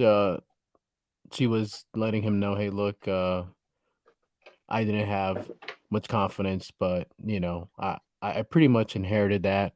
Yeah. Like What if it. Corlys dies? He's wondering if he's going to have to take over right now of Driftmark, and if that's what you're referring to. Yeah. Yeah, it's I mean, yeah, Luke's still young, he's still very young. I imagine he does not want to take over Driftmark right now. Hell, even the younger version of Luke, when we see him at the funeral, he doesn't want Driftmark at all. He's like, if I'm Lord of Driftmark, that means everyone else is dead. It's not something he even wanted. Yeah, and he perceived his mother as perfect, and she's like, I'm far from it. I'm not perfect. Yeah. But the way I was taught through my father, I'll be here to teach you. Yeah. For sure. Yeah, Rhaenys shows up with the warning, and the warning sends Rhaenyra directly into childbirth, premature childbirth, and this is Jeremy. I was like, yo, that's like induced stress right there. That's just how it happens in the book as well. She gets the news. She gets the news, and it kind of sends her into a premature birth. But the difference in the book, and we didn't get a really good look of the baby on the book on the show. You didn't get a really close look, but in the book, this baby that she gives birth to is one of those. It's said to be one of those Targaryen lizard-like babies that the Targaryens birth every once in a while. Laena gives birth to one. They didn't do it in the show version as well. Obviously, in the show, Laena chooses to get burnt by Vhagar to go out. But in the book, Laena gives birth to one of these kind of dragon lizard-like babies, and at this point right here, Rhaenyra gives birth to one of those weird lizard-like babies. But I didn't get a really close look at the baby on the show, so I'm not sure if they went the lizard route or if it was just a regular baby. It looked like it could have been maybe off camera. I mean, they showed the baby on camera, and you just kind of looked at it, like the head looked like it was with some blisters and deformed the head. But I know the lower body, it kind of showed it kind of fleshy and normal. But I think the head was kind of like charcoal, dark like. And you can tell by the expression of the ladies that's supposed to help her. They were just kind of like, Yeah. So yeah, they definitely alluded to that. Yeah. Yeah, and this was a pretty funny scene where he tells Jace, "I'll show you what real loyalty looks like." When Jace starts questioning things, and Caraxes comes down and just scares the crap out of these two Kingsguard. That was awesome. Just Jesus Christ. And I love some of these shots that we got in this scene, like these shots of Damon and Caraxes. I think I got a few of them. Yeah, like look at That these one was shots, man. awesome. Look Yeah. at these freaking shots. Just absolutely sick. I love the Damon and Caraxes shots that we get. And as you can see, Caraxes also has gotten way bigger than he was on the pilot episode. Or if you remember the pilot episode, there's one scene where Damon is actually touching Caraxes' head. And Caraxes is nowhere near this big at the time. So Caraxes has gotten pretty big himself, and which makes sense because Caraxes is one of, after Vhagar and Vermithor, Caraxes is probably the next biggest dragon and probably the most ferocious as well. Look at that eye socket brim that comes out to like So cool, man. horns. It's such a good Yeah. shot. It's such a good shot. I love this shot. Good stuff, indeed. But did you notice throughout the birthing thing, which is, I think it's another thing that kind of just points to the fact that the bond between Dragon and Rider is extremely strong, and they kind of feel what the other is feeling. Throughout the whole time that Rhaenyra is kind of goes into this false birth, this premature birth, it's almost like Cyrax can feel it the whole time. Right. Cyrax is snarling. It seems like Cyrax is almost in pain right while Rhaenyra is going through what she's going through. So it just seems like it's just more evidence to that. Oh man, another great shot. That just bond. some more evidence to that bond is incredibly strong between the Dragon and Rider, that even Cyrax was feeling this miscarriage that Rhaenyra was experiencing. Crazy stuff, man. Yeah, that was pretty cool. Really cool. Some nice shots of Cyrax when that is going on. Obviously, it's Cyrax has also gotten pretty big as well. Definitely not a small dragon anymore. But yeah, definitely seemed like Cyrax was feeling what Rhaenyra was feeling there. Oh yeah, This one, this shot, man, I saw this shot and I had to capture this still because it almost looks alien like, man. It's like, holy shit. Caraxes is pretty scary looking. But yeah, it seems like the midwives were. It seems like Rhaenyra wasn't really letting the midwives help her here in this moment. Rhaenyra kind of just wanted to do it herself. And were the midwives crying too? Let us help you. Let us help you. Let us help you, princess. Let us help you, princess. Yeah, and she did it herself. But unfortunately, the baby didn't make it. And yeah, like I said, it was hard to tell if this was a lizard baby like it is in the book, or like it's reported in the book. But either way, the child unfortunately did not survive. Yep. We get the funeral, and then of course we get Eric showing up with the crown of King Viserys. He grabbed it and snuck out of King's Landing just in time before the Greens took over. So that was pretty cool for him to sneak out and get that crown to Rhaenyra. And Rhaenyra looks badass with the crown on. Yeah, it just fits. It completes her look. You know what I mean? Hey Jeremy, real quick, I wanted to say I did like when the Maester was like, "Her term is far from complete. This should not be happening." Rhaenyra's like, "It is fucking happening. It's fucking happening." Yeah. It might not supposed to be happening, but guess what? It's happening. She joked this. She's like, "It is fucking happening." Such a fucking. And shout out to Emma D'Arcy during that scene, during that birthing scene, during that miscarriage scene. Like she played it incredibly. It was a powerful scene. It was well acted from Emma, I'd say. So. Just the acting in general has been superb for this first season. Like they went out and really nailed it in terms of getting a good cast for the show. Yeah. Very good cast. But yeah, Emma and Rhaenyra looks absolutely badass. She's got the crown. She's marching in, and I love this shot right here. You get the overview shot of the table. Rhaenyra, you get Damon. Everyone's gathered, and this is the Black Council, basically. The Black Council to the Green Council's Green Council. And they're going to make their plans. Quick thought, Jeremy. When she got the crown, right? When Rhaenyra got the crown, Rhaenys didn't bend the knee. Rhaenys was the only one that didn't bend the knee. Yes, that's right. And then as well here, when she walked through, she looked at her granddaughter. I mean, at her, stepdaughter come on, and the other one come on. Yep. And while they were bowing, while she walked through, she didn't bow either. She didn't bend the knee, and she didn't bow to her. No, it didn't look like it, and that's Bela, the Damon and Lena's daughter, and Bela, of course, has spent the last few years with Rhaenys on Driftmark. Uh, Rhaenyra and Damon sent Bela to ward, basically, with Lord Corlys and Rhaenys over on Driftmark. So she spent years with Rhaenys. So at this point, they've probably developed a pretty close relationship between the two. That Because makes you sense. see when Vaemond steps up and tries to, talk his shit, Bela steps right up and is like, "My grandmother's pretty comfortable here." You know what I mean? Like, you Yeah, can yeah, tell, yeah, you yeah. can tell they've formed a pretty close bond there. But yeah, Rhaenys definitely does not bend the knee when everyone else does. When Rhaenyra is crowned there, I It's definitely probably noticed that. because she's showing that, she's not choosing a side right now. Yeah. That was my thought on it. Is wait Yeah, it seems till like she's not choosing a side right now. Maybe right, she's waiting on Corlys to officially, exactly. make her decision. Or maybe she's still a little bit bitter and still in the back of her mind thinks maybe Rhaenyra killed my son. Like Yeah, there is still that part of that could be they a thought factor. Rhaenyra killed Laenor. Right. So yeah, it definitely didn't seem like Rhaenys was feeling it right there. She even says it in the beginning. The only reason why I even came here and warned you at all was for respect to my husband. Right. So there's no love lost there between Rhaenyra and Rhaenys right now at the moment. And it's just like, man, at one point you have to imagine they're going to tell they got to tell Rhaenys what happened, that Laenor's not really dead, and what's really going on. I don't know why they Yeah. haven't told her and Corlys yet, but I don't know.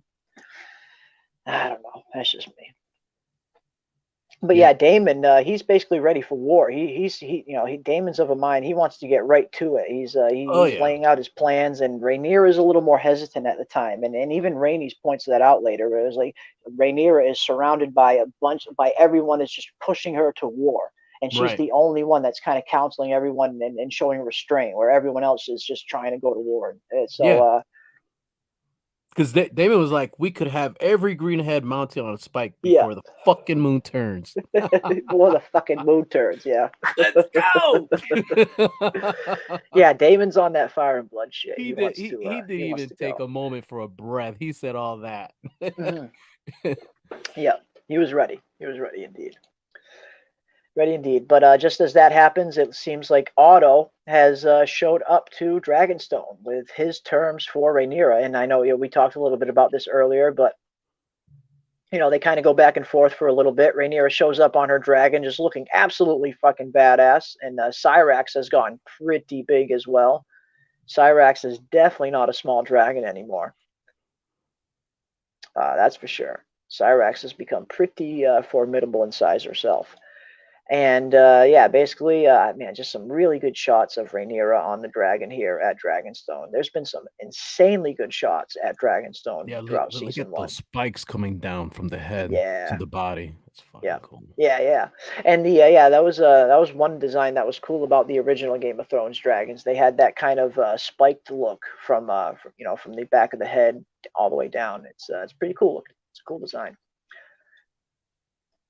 Yeah, Rhaenyra's got a nice badass saddle. She's up there on Syrax, looking pretty badass. And Otto, of course, presents her with the page, the famous page that Rhaenyra ripped out of the book when her and Alicent were young, when it was still The Millie Alcock and Emily Carey playing the roles. Yeah, with those conditions. And Damon Yeah, was like, I would rather feed my sons to the dragons than have them carry shields and cups for your drunken cunt for a yeah, king.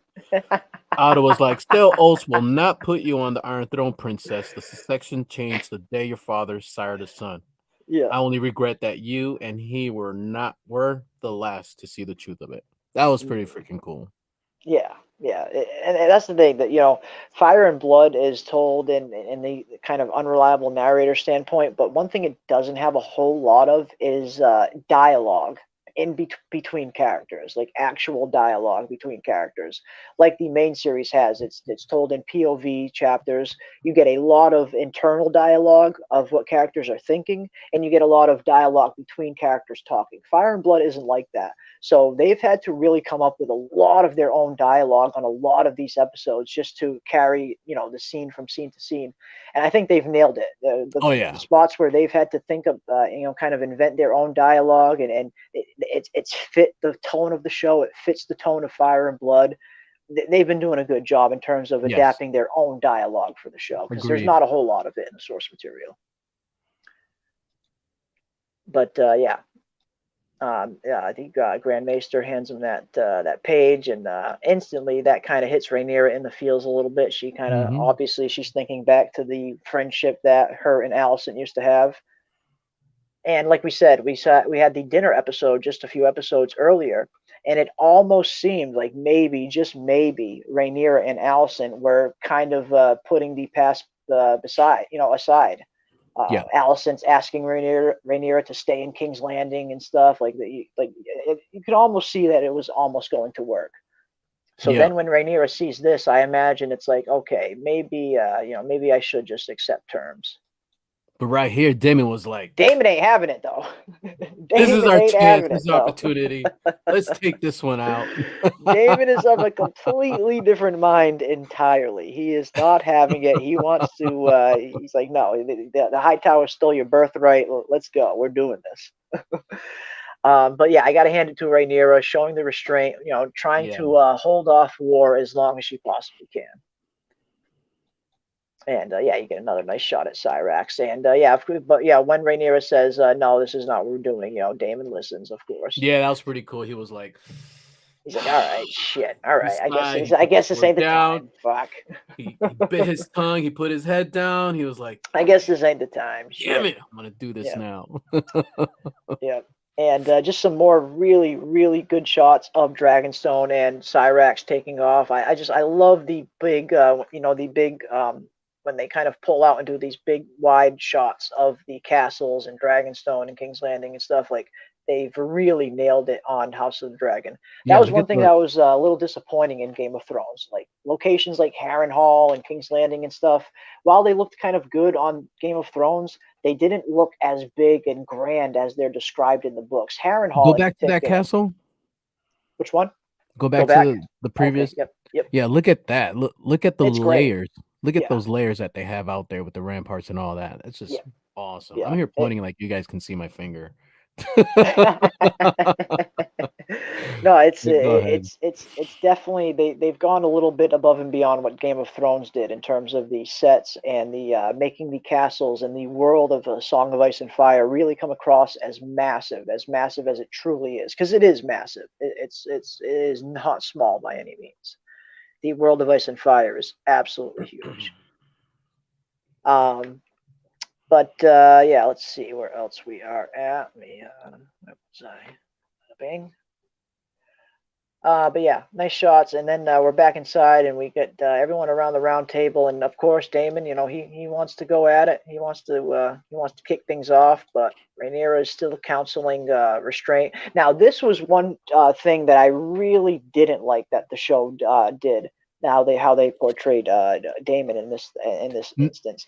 This is not. I don't know. This just isn't something I would picture Damon doing in Fire and Blood, just grabbing Rhaenyra up by the throat like this. I thought this was. I don't know. It seemed like a change that was a little unnecessary, and it didn't seem like this is something that Damon would do in the books. But, well, because I felt what I don't know. I think the moment called for it a bit on his part, because he's like, you're dreaming. Like, wake the fuck up. What are you doing? You're freaking dreaming. Like, we need to act. So I think that's why once he started talking about Viserys' philosophy, we get that famous line, "Dreams didn't make us kings, dragons did," right? Which we heard and he was just like, trailers. He's like, child, wake the fuck up. Yeah, but no, it's just the hand on the throat thing. That just doesn't seem like something Damon would ever do. And I get it. Him raising questions about the prophecy, that's totally fine. But this is medieval times, man. Medieval. No, times. I know. So he was like, what was it? He said, dreams didn't make us kings. Dreams dragons didn't make did. us kings, dragons did. Yeah, because Rhaenyra very much believes in the Song of Ice and Fire prophecy. She believes that, it's not who sits on the throne isn't as important as a Targaryen, as making sure there's a Targaryen on the throne. That way, when this threat does eventually come, they're ready for it. And Damon, I don't know. Damon doesn't strike me as the type to put much stock in things like prophecy and Exactly. dragon dreams So and he things got like that. triggered. Damon 'Cause- seems like he's much more he believes what he can see and right. touch and feel. But Right. yeah, it's just this was out of character for him, I thought. So I think he just got triggered, and by no means do I condone, domestic No, violence or absolutely anything not. at all. Absolutely not. No, of Oh my course. God, I'm so against that. You don't know, but Yeah, I think of because course. of the time and all that stuff, so I think he Yeah. just snapped because they were having, a decent conversation. They were going back and forth. They already declared war. What are you Yeah. going to do about it? She was like, clear the room, and she added, does the promise of war excite you? He was like, you cannot bend the knee to the high tower. They stole your birthright. Are you not angry? Yeah. It is your duty as queen to crush any rebellion. So Yeah. I think when And she he went into the and when he philosophy, says he that, got he's triggered. right. He's not wrong there. When it comes to rebellion raising up and stuff like that, that is Right. something you have to stomp out before it comes out of hand. Yeah. But yeah, no, just in terms of the throat grab thing, Yeah, it just yeah. seemed a little out of character. But then we get Corlys. Corlys is officially back. He has survived his wounds that he suffered in the Stepstones, which is freaking awesome. And shout out to Androman in the chat who for joining us. What is up, my friend? It is Hail, good to see Enderman. you down there. Hail, What hail, is up, hail. Androman? And he's giving this a 10 out of 10 episode. Okay, Nice. awesome. Awesome indeed. Androman's always hanging out here. I'm going to throw Androman a wrench. Yeah, this was a great episode. This was my highest rated episode of the season. I gave it a 9.5 out of 10. I'm holding on to my 10 out of 10s just because the 10 out of Me 10 too. is perfect, and I know there's so much more crazy stuff coming. Yep. But yeah, this one was my highest rated for the season. 9.5 out of 10 for me. It was phenomenal episode. Really good from start to finish. But yeah, Corlys is back, and he's greeted by Rhaenys, and I'm really glad to see Corlys back. I heard some people were even wondering, like, oh man, are they going to cut Corlys' story short? And I'm thinking, there's no possible way. Corlys has so much stuff to still do in this story. He's around for a while. I didn't think they were going to be killing him off, especially not on some random wound that he sustains off screen, something that we didn't even see. There's no way they were going to have Corlys go out like that. I knew he was going to be coming back. So it's nice to see that he's back on the finale.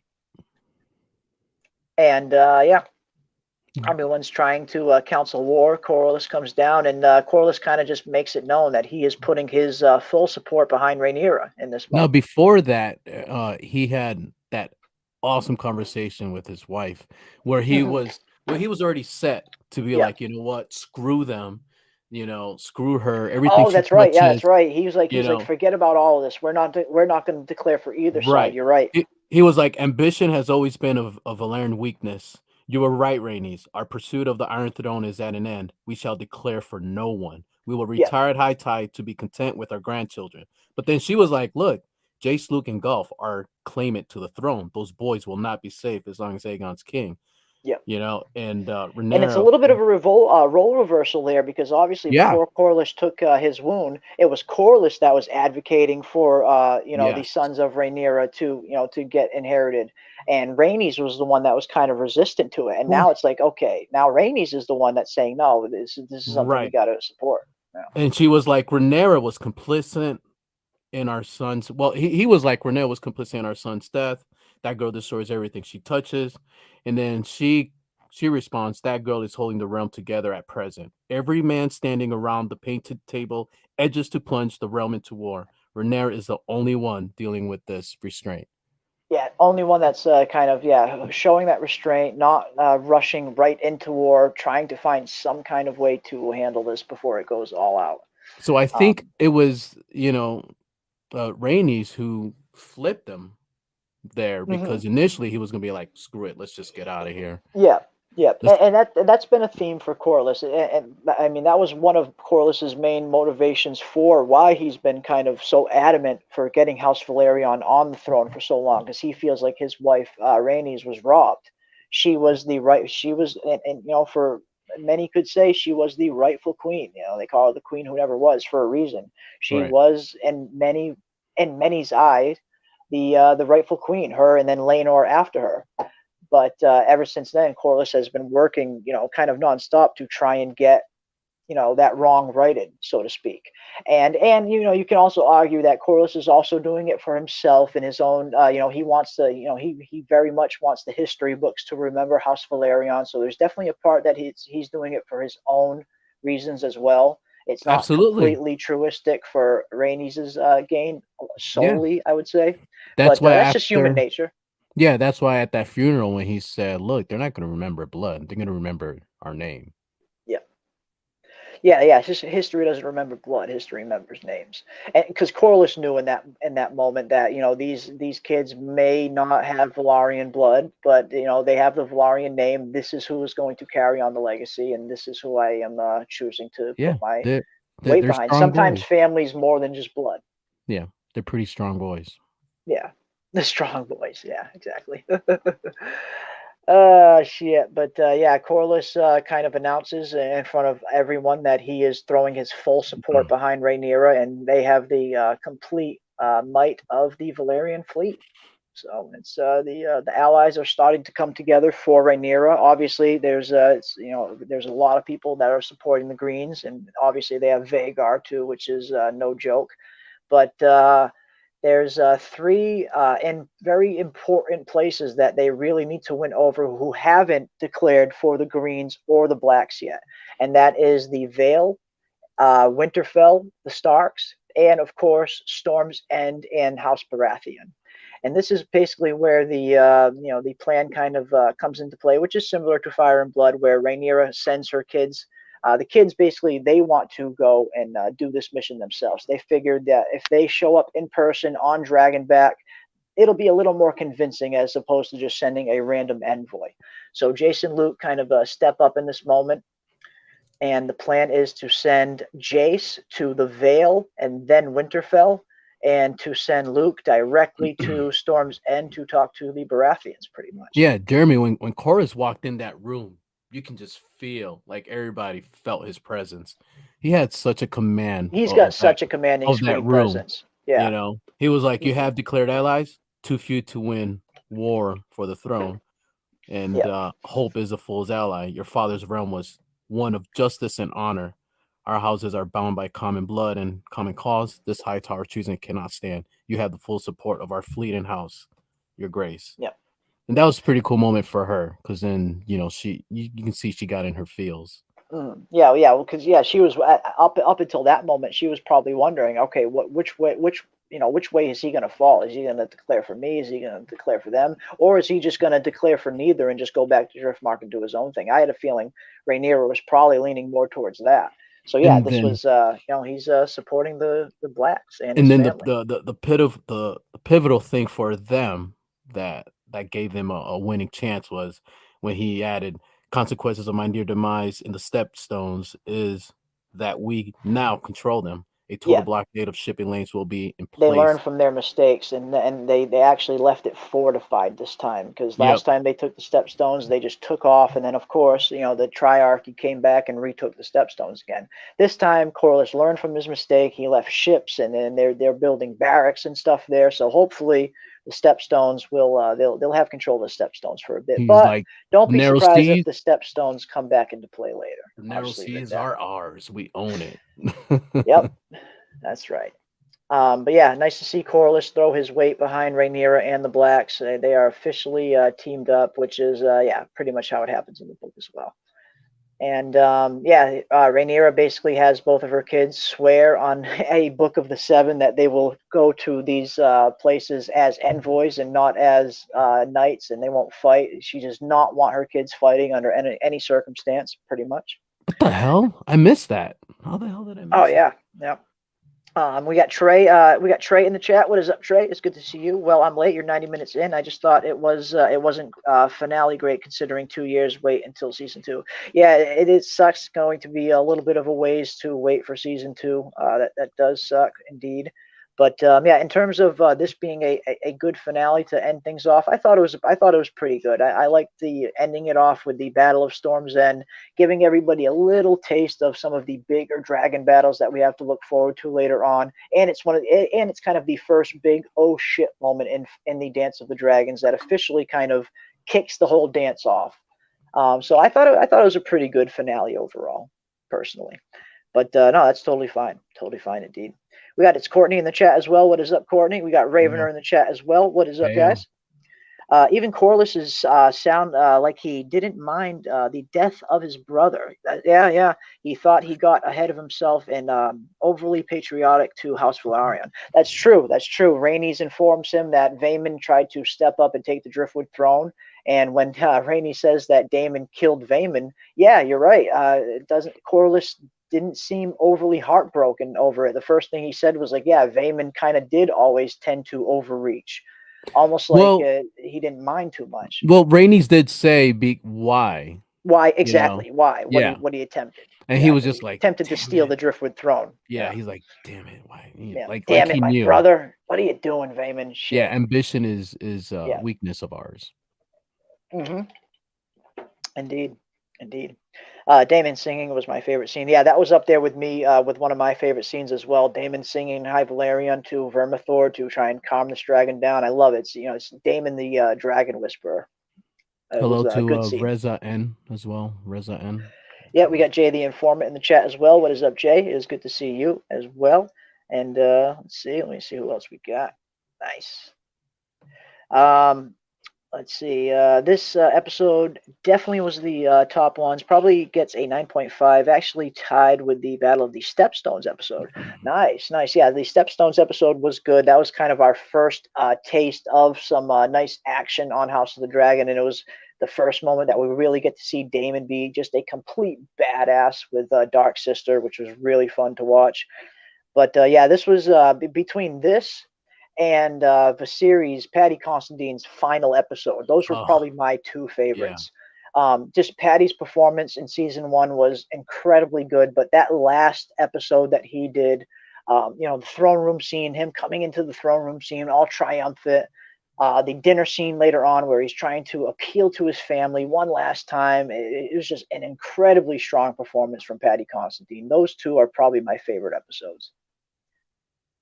What about you, Leandro? Do you have a favorite one or two? Hey, I echo everything you said. That episode was the one I got the chills. I don't know. Maybe I had a little misty eye. Maybe something was in my eye. Oh, it hits you in the feels, man. It hits you in the feels. Damon going to help his brother up the Iron Throne steps. Like all these little subtle moments in that episode really hit you in the feels. When he grabbed the crown that dropped and he put it back on him, like, bro, I see you. It was good, man. I have brothers, so I was just like, oh my God. Nice. And yeah, Andrew Man points out a very good point too. This episode in particular, this episode probably had the best music of all of the episodes. All of the whole season has been good. The Romain Dejwani, I'm probably butchering the name, but the same guy who did the scores for the original Game of Thrones series is back for this show. And that was one thing that Game of Thrones did incredibly well. Even when season 8 really went off the rails bad, the music consistently stayed good. And that is in large part thanks to Roman. And yeah, he killed it in this episode. The music was top notch. The Rhaenyra's theme songs, some of the kind of like almost thriller theme song that you get later on when Vhagar and Arrax are about to go at it. Like this was some of the best music we've gotten in an episode so far, I would say. So I am with you there, Andrew, man.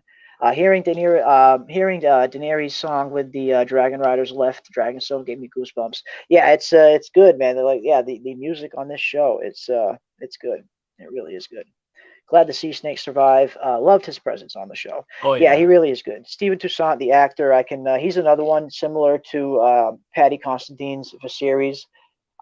Stephen Toussaint is really flushing out the character of Corlys on the show, even in some ways, even better than the books did. So I'm really loving what he's doing. I hope he gets a good amount of screen time in season 2 and going forward, because he has a lot of stuff to still do in this story. Like he's going to be around for a little while. One thing I was wondering, and I was a little bummed that we didn't get was any Harold Westerling in this episode.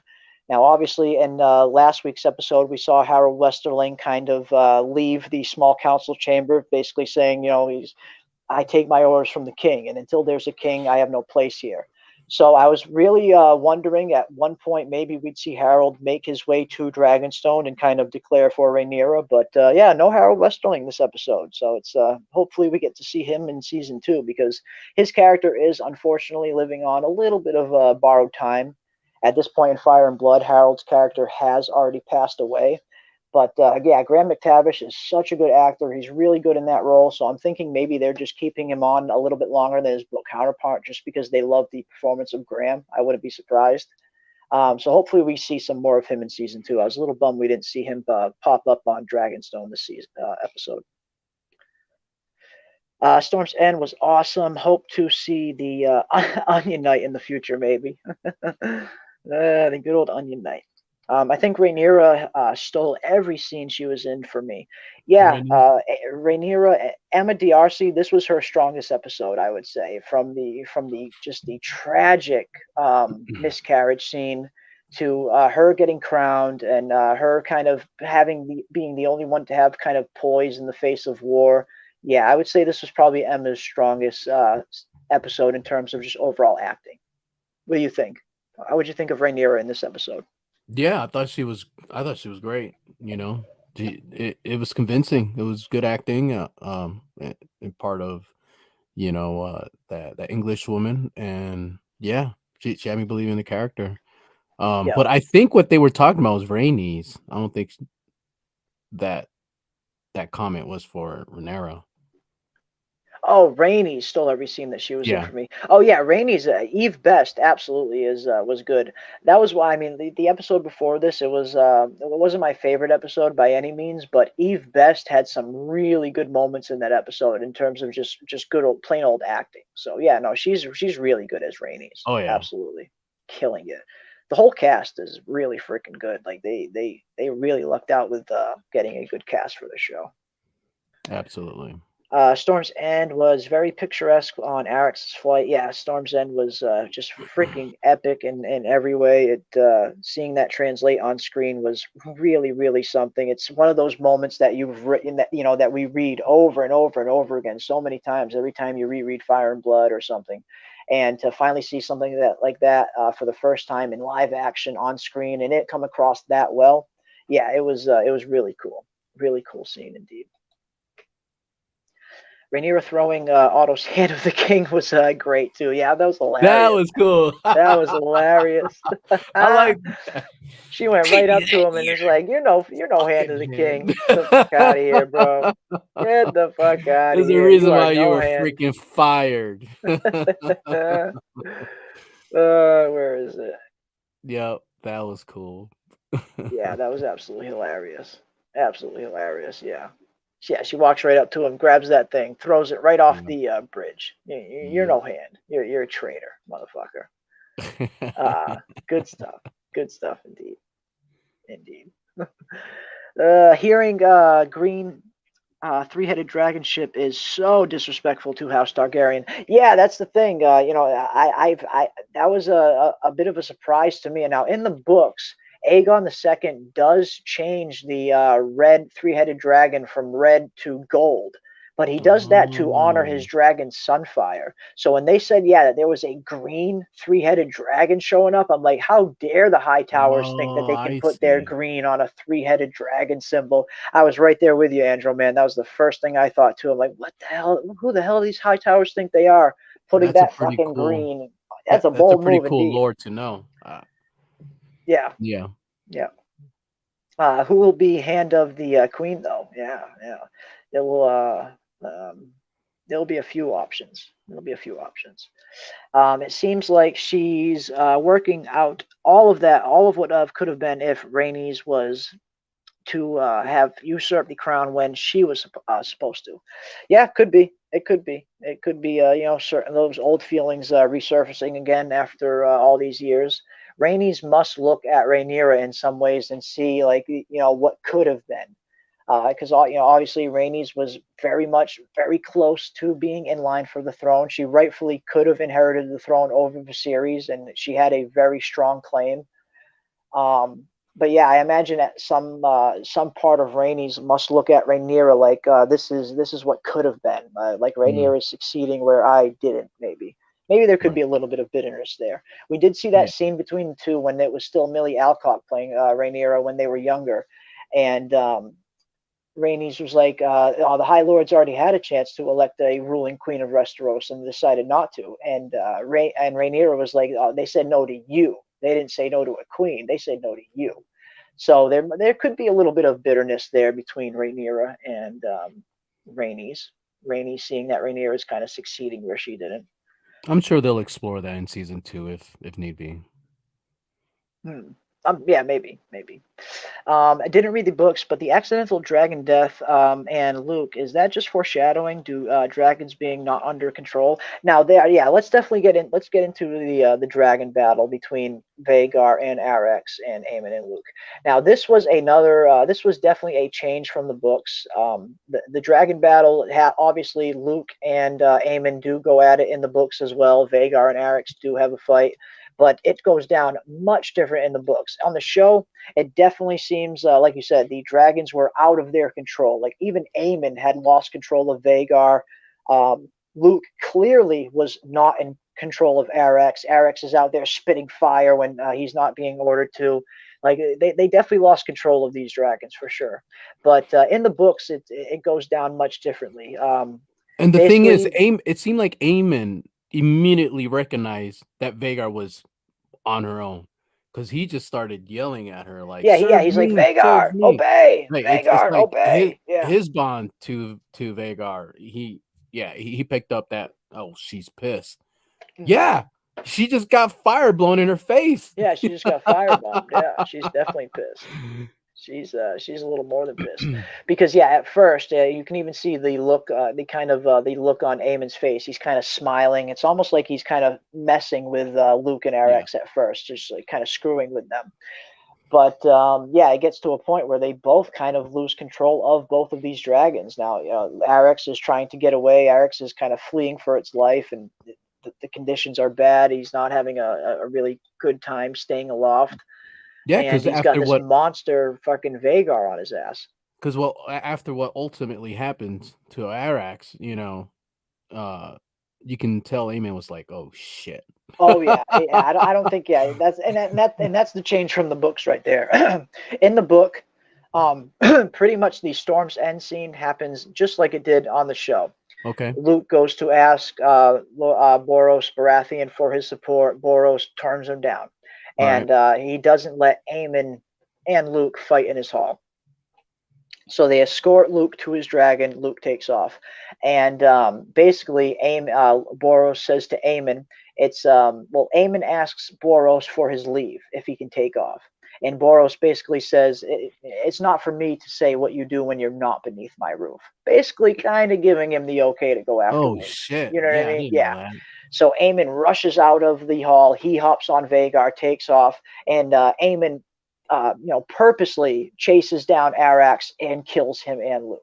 It's not accidental in the book. It's very much on purpose. It was intentional. It was an intentional death in the books. Because here he was just trying to, right. So here he's just trying to be a bully, mess with him. Here it almost seemed like he was maybe trying to scare him a little bit, trying to, because he definitely wanted the revenge for the eye for an eye thing. Obviously, he wanted one of Luke's eyes, but when that didn't happen, it seemed like maybe he wanted to come out here and maybe get a little revenge, scaring him or whatever the case may be. He wanted to pull his weight around. I don't know. Yeah, who knows? But whatever he did, it was not a good idea. Because it gets to one point where both of these riders completely lose control of their dragons. And this goes from a simple chase to deadly real quick. I'm pretty sure Luke was like, "What the hell, man? Yeah, I thought it was an even Luke, trade." Straight up, because I even had writing.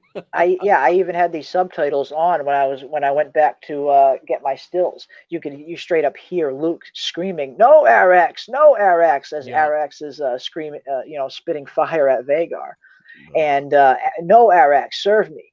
And so you can see Arrax is definitely out of control here. This is not what Luke had planned. Luke was just trying to escape, and the next thing you know, Arrax is going head on at freaking Vhagar, the Queen of Destruction.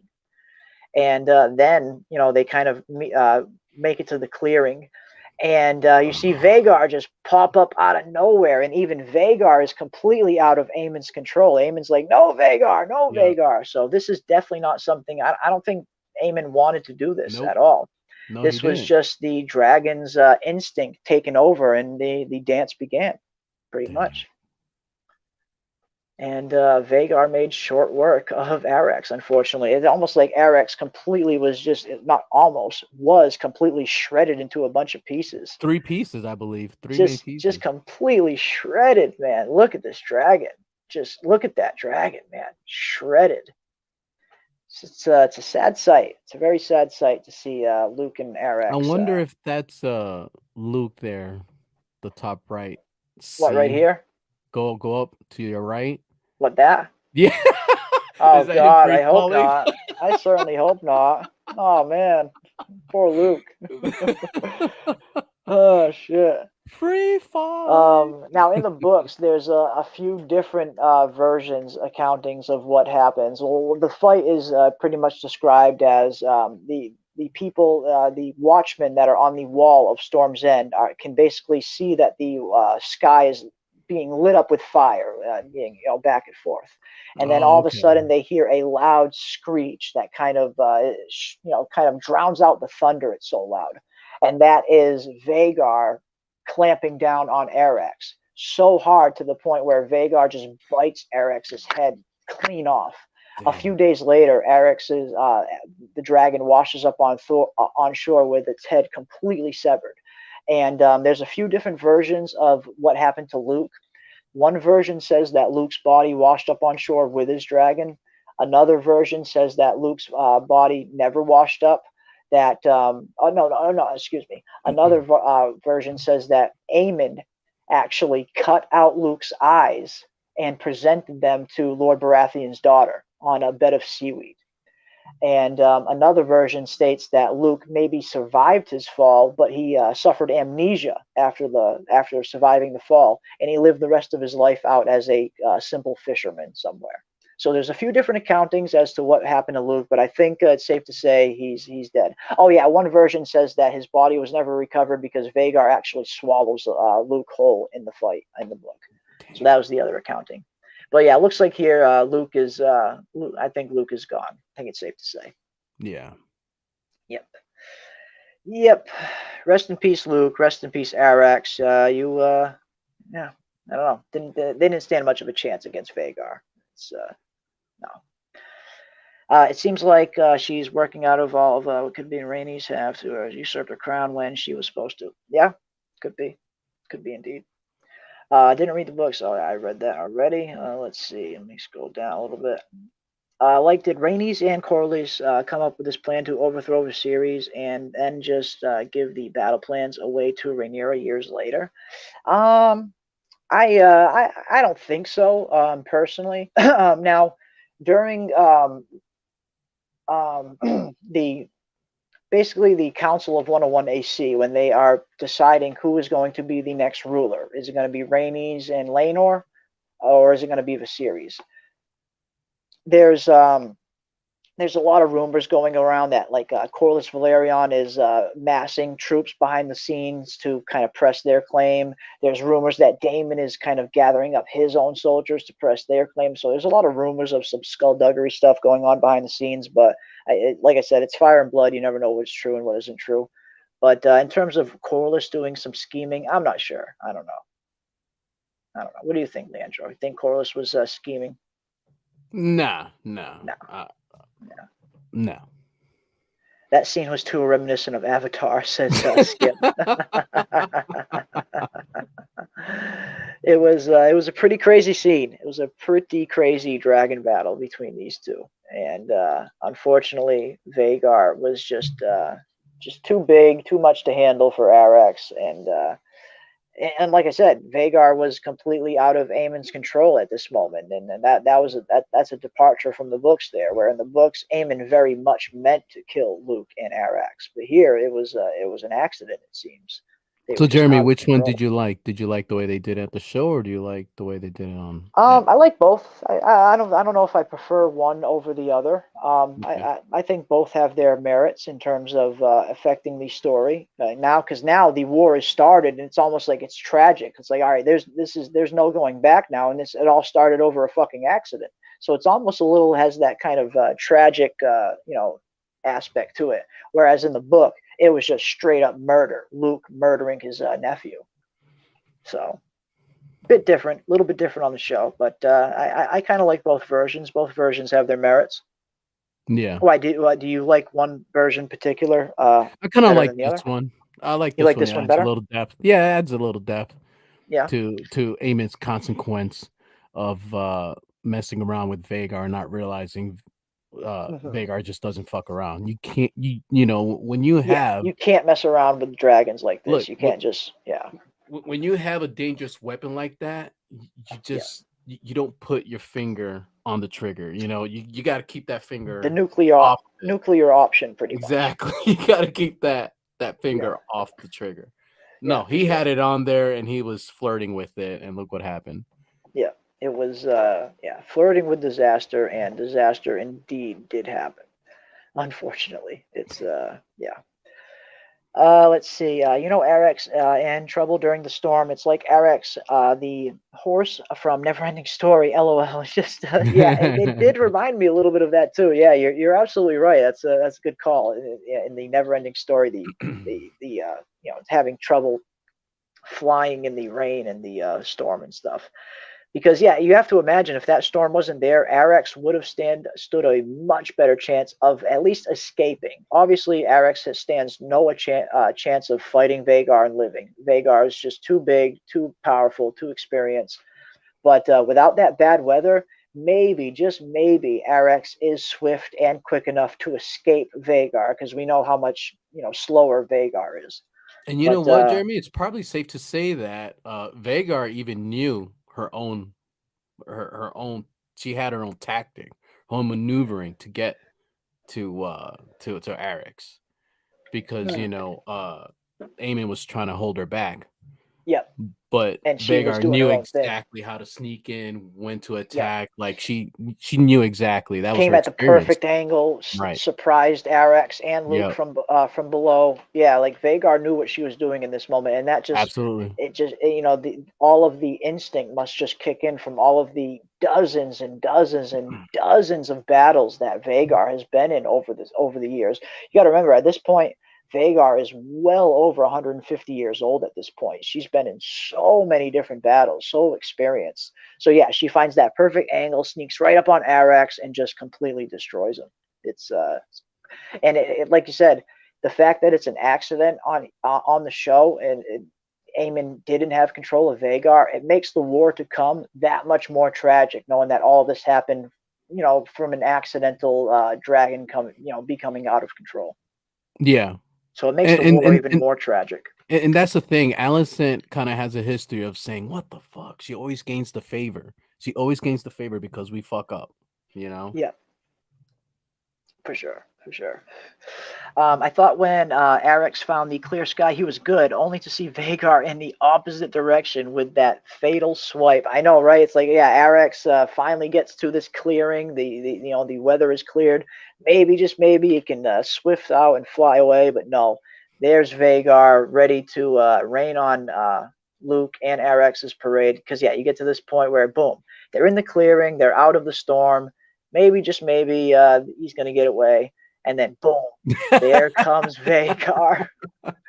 There comes Vhagar. You know what? When I saw that clear sky, I couldn't help but think of you and Antoine when you guys alluded to it. I was like, I don't know, man. I think something else is gonna happen. Something Here. bad's about to happen. That's what I thought too. As soon as Luke and Arrax got to the clearing and the sky was clear, I'm like, okay, this is it. This is it. Vhagar's gonna come out of nowhere and just completely shred this thing to pieces. And boom, that's exactly what happened.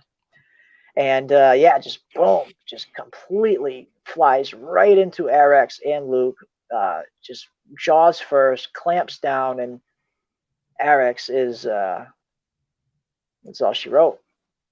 That's all she wrote for Luke and Arrax.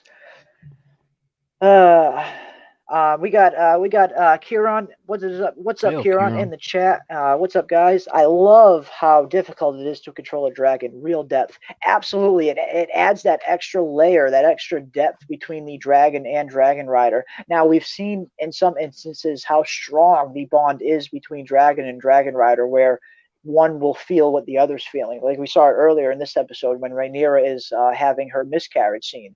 It keeps flashing back to Syrax, and Syrax is roaring and doing all this weird shit. Like Syrax can kind of sense what Rhaenyra is going through in that moment. We see Damon and Caraxes have something similar in the Stepstones when Damon gets hit with the flaming arrow. Caraxes kind of lets off an ill roar, can kind of feel the pain that Damon felt. But here it's kind of the opposite, where the dragon kind of just completely gets out of control of the rider. So yeah, it adds that extra depth between the dragon and dragon rider, and it just makes what Viserys said earlier in the season that much more important. That maybe these dragons are a power that men should never have even trifled with. Like it's a very big responsibility, especially if at any moment the dragon can kind of be out of control of the rider. And we saw another instance of that in Fire and Blood. We talked about this earlier in the stream, but with Arrhaea Targaryen. Now this is probably about 50 or so years before the events of the Dance of the Dragons, when Balerion the Black Dread doesn't have a rider at the time. This young girl, Arrhaea Targaryen, hops on Balerion and claims Balerion, and Balerion pretty much flies her to where what everyone thinks anyway is Old Valyria, and they get into some really hairy shit there. Basically, they disappear for about 2 years, and then 2 years later, they fly back to King's Landing, and Balerion is all fucking damaged. Like, it has like a 9-foot cut down Balerion's back. And you have to imagine, what the hell is big enough to hurt Balerion the Black Dread? This is supposed to be the biggest dragon in the world. Well, maybe if Balerion and Arrhaea went to Old Valyria and they ran into maybe a dragon that potentially survived the doom, who knows? Because when they come back, Arrhaea is also infected with some weird type of almost fireworm type creatures. So there is a precedent set for some of these dragons just to lose, for the rider to lose control of the dragon. And yeah, it adds that extra layer to the relationship there, and I think it's great. I hope they explore that a little bit more in the future. Like, are these dragons going to become out of control every once in a while, especially in the heat of battle? Which is what happened here. Vhagar has been in tons of battles throughout her life. She kind of just, lost and took control in the heat of battle, in the heat of moment. We have a lot of other dragon battles to take place. I wouldn't be surprised if we see something similar to this happen again. Yeah. Because, it's cool. It adds that extra layer to it. I really like that. No, it's good to see the dragon's personality come through, and it's just not, they're just not just slaves to the driver. Hey, a dragon is not a slave, and that has never been more clear than in this episode. Like, the dragon is no slave. It's a dragon at the end of the day. And even Jorah says that to Khaleesi in the main series. A dragon is not a slave. They can never fully be tamed at the end of the day. These are big, wild beasts, and there's always going to be that aspect to them that is never going to be fully, completely tameable. Yeah. But yeah, it was a good scene, and I hope they explore that a little bit more going forward. I think Corlys definitely made the point that Rhaenyra is indebted to him and Rhaenys. You could definitely make that argument where, because Rhaenyra was really highly relying on allies like Corlys, like the Vale, like the Starks and Cregan. Like, these allies, Rhaenyra desperately needs to kind of level the playing field against the Greens, who, at the moment at least, seem to have a little bit more manpower in terms of foot soldiers, have the bigger number. So yeah, this is you could definitely make the argument that Rhaenyra owes Corlys now. let's see. We got Buddha Bear in the chat. What is up, Buddha Yeah, Bear? Buddha Bear. And Buddha Bear says, I like this version because Luke came off as noble, innocent, obeying soldier, whereas his brother and Aemond, I imagine you mean, came off Right. still more childish and willing to fight. Aemond was definitely, he wanted that eye for an eye type thing, but it's a little similar to the book version where Aemond does kind of want the eye of Lucerys, but Lord Baratheon doesn't let that go down in his hall, and but he does let Aemond go after Luke afterwards. But yeah, there's a lot of these subtle changes that they're making. I've been enjoying as well. They've been nailing it in terms of when they have to go off script and do their own thing. It's been good, I'd say too. But yeah, badass battle. Luke just absolutely destroyed by Vhagar, and yeah, you can just see the look, even the look on Aemon's face, like, holy shit, what did I just start? Holy shit, what did I just start? That's the look on Aemon's face. Dance of Dragons. The dance, as they say in the book, the War of the Ravens has officially come to an end, and the War of Fire and Blood has officially begun. And it's all because Aemond lost control of his dragon, and Luke lost control of his dragon as well, and that really started it when Luke kind of blasted Vhagar with that flame. Yeah. I don't know. It's going to be heated up. It's going to be heated up. In terms of season 2, I cannot wait. I think I'm looking forward to seeing Winterfell the most overall. I cannot wait to see who they cast as Cregan. You even hear Rhaenyra say to Jace, Cregan is closer to your age than he is to mine. See if you can find common ground. And that is something that does happen in the books, where when Jace does go north, him and Cregan do end up kind of developing a friendship, a bond, to the point where they write out this pact called the Pact of Ice and Fire. So I really hope in season 2 they expand on what goes on in the north with Jace and Cregan a little bit more, similar to what they did in season 1 with the series, how they really kind of went in depth. They're really kind of going in depth a little bit more on Corlys' character. I hope they do something similar with Cregan and Jace up north. Like they could even potentially introduce Sarah Snow. There's another rumor up north that Jace kind of falls in love with a bastard sister of Cregan Stark named Sarah Snow. There's so many things that they could explore up there with Jace and Cregan. So I really hope they expand on that a little bit more on the show, because everybody wants to see Winterfell at the end of the day. I mean, who doesn't want to see the Starks back? I know I do. Well, they're a favorite of yours, so. Oh yeah, the Starks are my favorite. I love the Targaryens. Don't get me wrong. I love the Targaryens. They have such a fascinating history. The dragons, all of the Targaryen kings. Damon Blackfire, all the different famous Targaryens over the years. Love them all. Don't get me wrong. But the Starks, yeah, the Starks are where it's at for me. That's my favorite house. But yeah.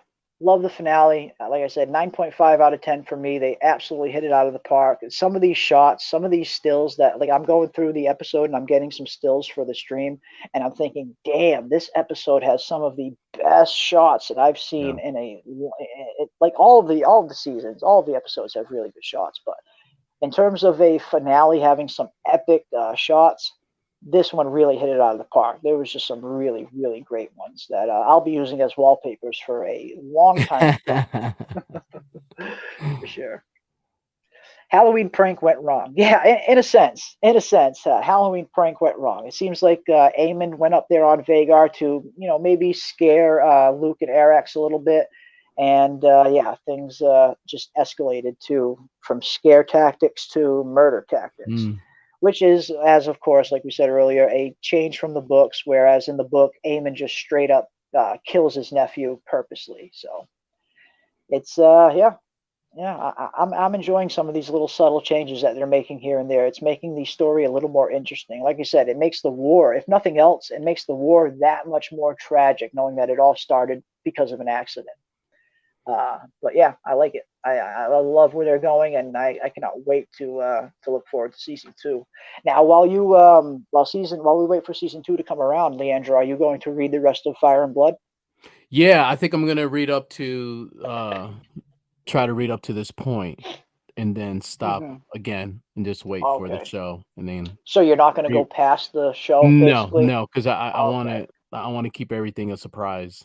No, that's through. cool. That's cool. Yeah, because I thoroughly enjoyed watching the show and everything just coming up. Like I don't know what the blood and cheese is all about. I kind of like not Oh, blood and knowing, cheese. Yes. and stuff like that. So yeah, I'm definitely gonna read up to this point and just get some more in depth through the source, but stop right at Yeah. this point when that you actually did a video on.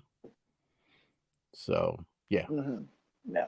But man, Awesome. I'm Awesome. excited for season 2. I just can't wait. This first season Yeah. was awesome.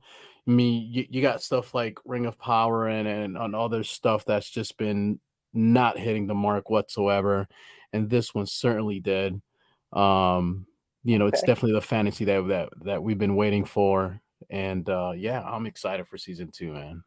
Yeah, me too. I am absolutely pumped. I think they completely knocked it out of the park so far for this first season, and they're setting up the dance. The dance is officially here now, and it's going to start. Season two is probably going to start off incredibly hectic. Just judging where we are in Fire and Blood, I imagine Blood and Cheese is probably going to happen pretty early on season two. I mean, I wouldn't be too surprised if they just start season two off with Blood and Cheese. That would be pretty crazy. They just do this kind of cold open Blood and Cheese right out of the rip, starting season two off, or are they going to kind of lead up to it? Are they going to do some setup before they kind of stick that knife in?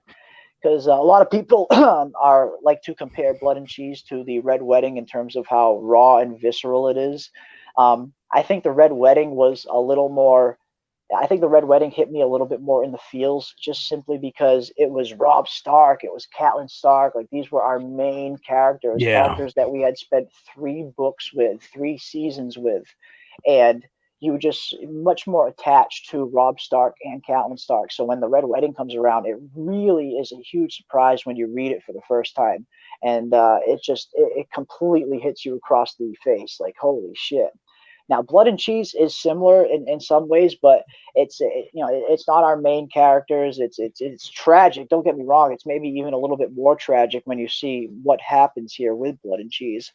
But in terms of just shock value and it hit you in the feels, I think Red Wedding probably hit me a little harder. But Blood and Cheese is absolutely raw. It's gnarly. It's going to be pretty It crazy. it was almost the end of the entire family line, you know, practically. What was The Red Wedding. the Red Wedding. Oh yes, yes, yeah. The Starks took a big hit there. Yeah, Rob, the King of the North, decimated. Catelyn killed. Of course, obviously, Catelyn gets brought back later on in the book version anyway as Lady Stoneheart, but the show never went that version, unfortunately. But yeah, it was tragic. Rob was our main, like I said, it was one of the main characters that we had spent 3 freaking books with at that point. So it really hit you in that Red Wedding when you read that Red Wedding scene. George wrote it so fucking gut wrenching too. Because at that point there were only 4 Starks left, right? At that point, there was Rob, Bran, and Rickon for the male line, and there was Arya and Sansa. So there was 5 Okay. Starks at that point. At that point, only Ned was dead. But yeah, it was pretty bad. It was pretty bad. Am I going to get spoiled listening to this stream? No, we're getting close to winding it down now. We've been going for about almost 2.5 hours. We're just talking about stuff that we're expecting or looking forward to for season two, and kind of just our last final overall thoughts on House of the Dragon season one. But no, if from this point on, you probably won't hear any big spoilers. But we do get in depth on some of the stuff earlier on. But yeah, if you didn't see the episode yet, you might want to watch this stream after you watch the finale of House of the Dragon. Hail Burley. Yeah. Jackie C says very excited to see season two and Winterfell. Yeah, me too. That's probably what I'm looking forward to most in season two is Winterfell. I really want to see up north again. I love the Starks. I love Winterfell, and I'm looking forward to meeting Cregan because like Cregan is a very interesting character. He's a really cool character, and he plays a very big part towards the end of the story. I Once think we that's get how they might open up the season is there. Hopefully they open up season 2 Yeah. up north in Winterfell. That would be awesome. I would Yeah. love to see that. I have a Just feeling that's right how they're there, gonna up there open it. north of Winterfell, you get a nice shot of like maybe Vermax flying over Winterfell for like the first shot of the season. That'd be great. Yeah, I would like that. Aemond looked like a 90-pound woman using a floor buffer for the first time. Shit, shit. Yeah, Red Wedding hit harder. Harder in show because of baby being murdered. Oh yes, that's right. That's right. Because yeah, in the show version, it was a little bit different than the book version. In the book version of the Red Wedding, Rob's wife isn't even there. She doesn't get killed. Rob doesn't even bring his wife there in the book. But on the show version, they elected to bring Rob's wife with them, and to make matters even worse, yes, Jackie, you're right. That was so gut wrenching to see when one of the Freys just goes up to and kills the baby. That was horrific, absolutely horrific. So yeah, that definitely hits a little bit harder, I would say. Yeah. After you read Song of Ice and Fire, don't read any more of an unfinished series. Instead, read Lightbringer by Brent Weeks. Okay. Okay. Cool. Lightbringer. Blood and Cheese is a way more visceral, unsettling scene than the Red Wedding. What do you? No, that's what. Yeah, I think in terms of just being visceral, the Blood and Cheese is very visceral in terms of what actually happens. It's a little more raw, but in terms of hitting you in the feels, the Red Wedding hit me in the feels a little bit more, just considering it was Robb Stark. These were characters that we had spent so much time with. So just in terms of these were characters that you were connected to and attached to a lot more. So it hit me in the feels a little bit more when I read Red Wedding the first time. But in terms of just being straight up visceral, yeah, Blood and Cheese is a little more visceral. It's savage what happens. It's pretty tragic. Pretty Jackie tragic seems indeed. to agree. Yeah, it's tragic, man. I kind of wonder how they're even going to handle something like that on TV screens. It's so raw. Like that's how raw Blood and Cheese is. I wonder how they're going to handle something like this on screen. Like I wouldn't be surprised if they don't show the actual act on screen. It's so raw. Like maybe we'll just see the before and the aftermath of Blood and Cheese on the show. We No. won't see the actual act. I don't know, man. It's raw. It's pretty raw, man. Whatever it is, they want the shock value, just like the Red Wedding. This is it's raw. It's very, very visceral. I was just saying I wouldn't be too surprised if they go the route where we kind of see the beginning and the aftermath of Blood and Cheese, and we don't actually see the actual act being done on screen, just because it's bad. It's nope. This bad. is GOT, baby. Just show us. Yeah. Give it to us. But both are definitely messed up for sure. They are both incredibly messed up. It's two very tragic, probably two of the most tragic moments that George has written out. Blood and Cheese and the Red Wedding. Those are probably two of his most tragic moments. I'd say. There's others that are very tragic as well, but that's it'd be messed up, Jeremy, is that if they do show it and I come on stream, I'm like, why? Why did they show it? Yeah. It'll be interesting to see how they play that scene for sure. And how now this is a question. This was a question I was wondering as well too. When I was watching the episode, I'm like, okay, was that a monster baby? Was that one of the lizard Targaryen babies? We never get a really good close up shot of it. One shot I saw, it almost looked like the baby's head was a little deformed, maybe had like a weird shape to it. But then there's another scene where you see the legs, and the legs kind of look like normal baby legs. So I'm gonna have to go back and watch that scene a few times. But I was wondering that myself. I'm like, is this the lizard baby? Are they gonna do that? It's or is it just gonna be a regular kind of miscarriage? I think it was hard for me to tell. I think the show went safe on it, and it was just the head. But other than that, it was hard to tell. Body and the leg kind of looked, fleshy. It was like normal looking, but I think it was just the head. Yeah, because you can tell with the midwives, their reaction was like, "Ew, what the hell?" Yeah, it was. It was hard to see. It was definitely hard to see on first glance. Like I said, I'm gonna have to go back and watch it. If I can pull any clear stills. Any clear pictures of the baby that show any kind of lizard-like features, I'll try and pull them if I can. I'll post them to the community board on the channel or on Twitter. Okay. But yeah, it was hard to tell. It was hard to tell, but I was definitely wondering that myself. Is that a lizard baby, or is that just a normal kind of stillbirth? The fact that they even showed the birth scene was insane. I know it really was, and it was incredibly. And I gotta like hats off to Emma in that scene as well. Like she really acted that scene. She acted the hell out of that scene. Just the emotional rawness of a mother going through a miscarriage like that. Her not letting her not letting the midwives near her. Her kind of doing it herself. It was a very raw scene to watch, and Emma's killing it as Rhaenyra. This was some of her best acting, I thought, during this episode. Now watch the replay because I could have sworn when she popped the baby out, the baby hit his head on the floor. I was like, what the hell? I'm I not don't think she sure. grabbed it. I think I saw I'm the not baby sure.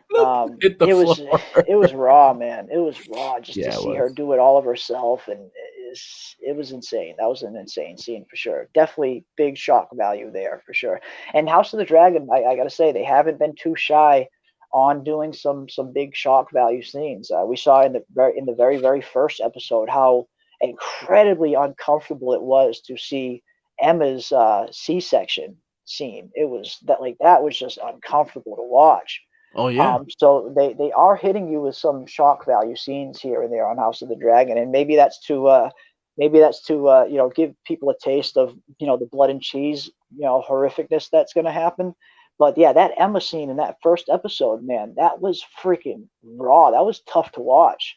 Well, they're What letting happened? you know this is Game of Thrones, baby. Yeah, yeah, Playing it's around. yeah. No, oh yeah, that's right. I think it was the blood that hit the floor. Yeah, because you do. Okay. Yeah, you see like the blood kind of shoot down and hit the floor. I think it was the blood, not the baby. Okay. Yeah, you're right. She had the baby. She was pulling the baby out herself, like with her bare hands. Yeah, yeah, just gnarly stuff. Oh man, yeah, but yeah, crazy way to end the season off. Like I said, I'll probably give this one a 9.5 out of 10. I'm holding on to my 10 out of 10s. Until I see. It's just because it's hard to give out a perfect score. 10 out of 10s is you hate to give out 10s all the time. Yeah. But yeah, this was a great way to end the season off. A really good first season overall. And we're going to do tons of stuff recapping the whole first season. And I'm actually going to do a rewatch at some point. We'll go back and each week we'll rewatch an episode from start to finish. We'll kind of we'll get everybody in the chat and we'll all kind of sync up our devices. Maybe all hit play at the exact same time, and we'll just watch one episode a week, and we'll do a nice rewatch and then talk about the episode afterwards. And I got plenty of content and stuff that I'm going to be doing throughout the off season to hopefully keep this party going while we wait for season 2. So there'll be plenty of stuff going on. I'm probably going to keep doing weekly live streams like I've been doing for House of the Dragon. So probably every Sunday or Monday night I'll continue to go live, and we'll come and hang out. And yeah, I got a lot of fun stuff planned. So if you're not subscribed, definitely subscribe and hit that bell if you haven't already. And I want to thank everybody for coming out and hanging out with us tonight. This was a lot of fun. I love doing these streams after the show airs, and definitely something I will continue to do when season 2 comes around. After the show airs, we'll go live and talk all about it. I like to go a little bit later, start mine around like 11:30, 11:45, just because there's a lot of really good after shows that I like to watch myself. Like Philly Issues guy. If you're not subscribed to his channel, definitely subscribe to him. He's got a really good after show that a lot of us like to watch. Tony Teflon has a really good pregame show, so I never like to miss that. So I like to set mine a little bit later on, just because I like to watch those shows, and then hopefully when all that is done, you can come back and hang out here and keep the party going. But big shout out to everyone for coming out and hanging out tonight. This was a really fun stream. I'm looking forward to season 2. I have a lot of fun stuff planned. Probably the first thing I'm going to upload is I've been working on a in-depth Cregan Stark video, kind of introduce Cregan Stark to people so they can get a little familiar with him before he makes his appearance on season 2. So they'll be on the lookout for that. That'll probably drop in the next day or so, and I will also have my reviews out for the finale of House of the Dragon dropping pretty soon as well. And yeah, I just want to thank everybody out there for hanging out with us. You guys have been freaking epic as always. And yeah, like I said, I'm going to try and keep this party going throughout the off season while we wait. I'll continue the weekly House of the Dragon streams and plenty of videos and content on the channel. So be on the lookout for that as well.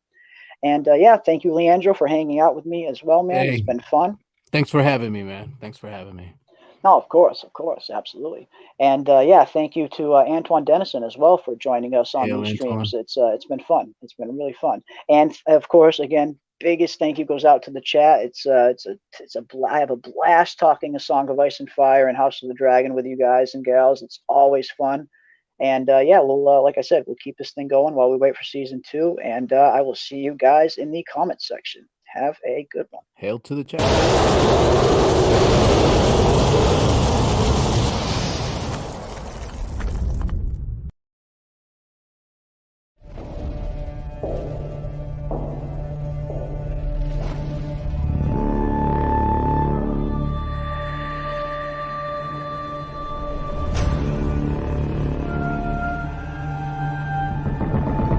Gods, kings,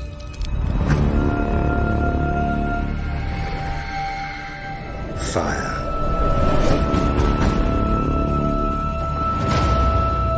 and blood.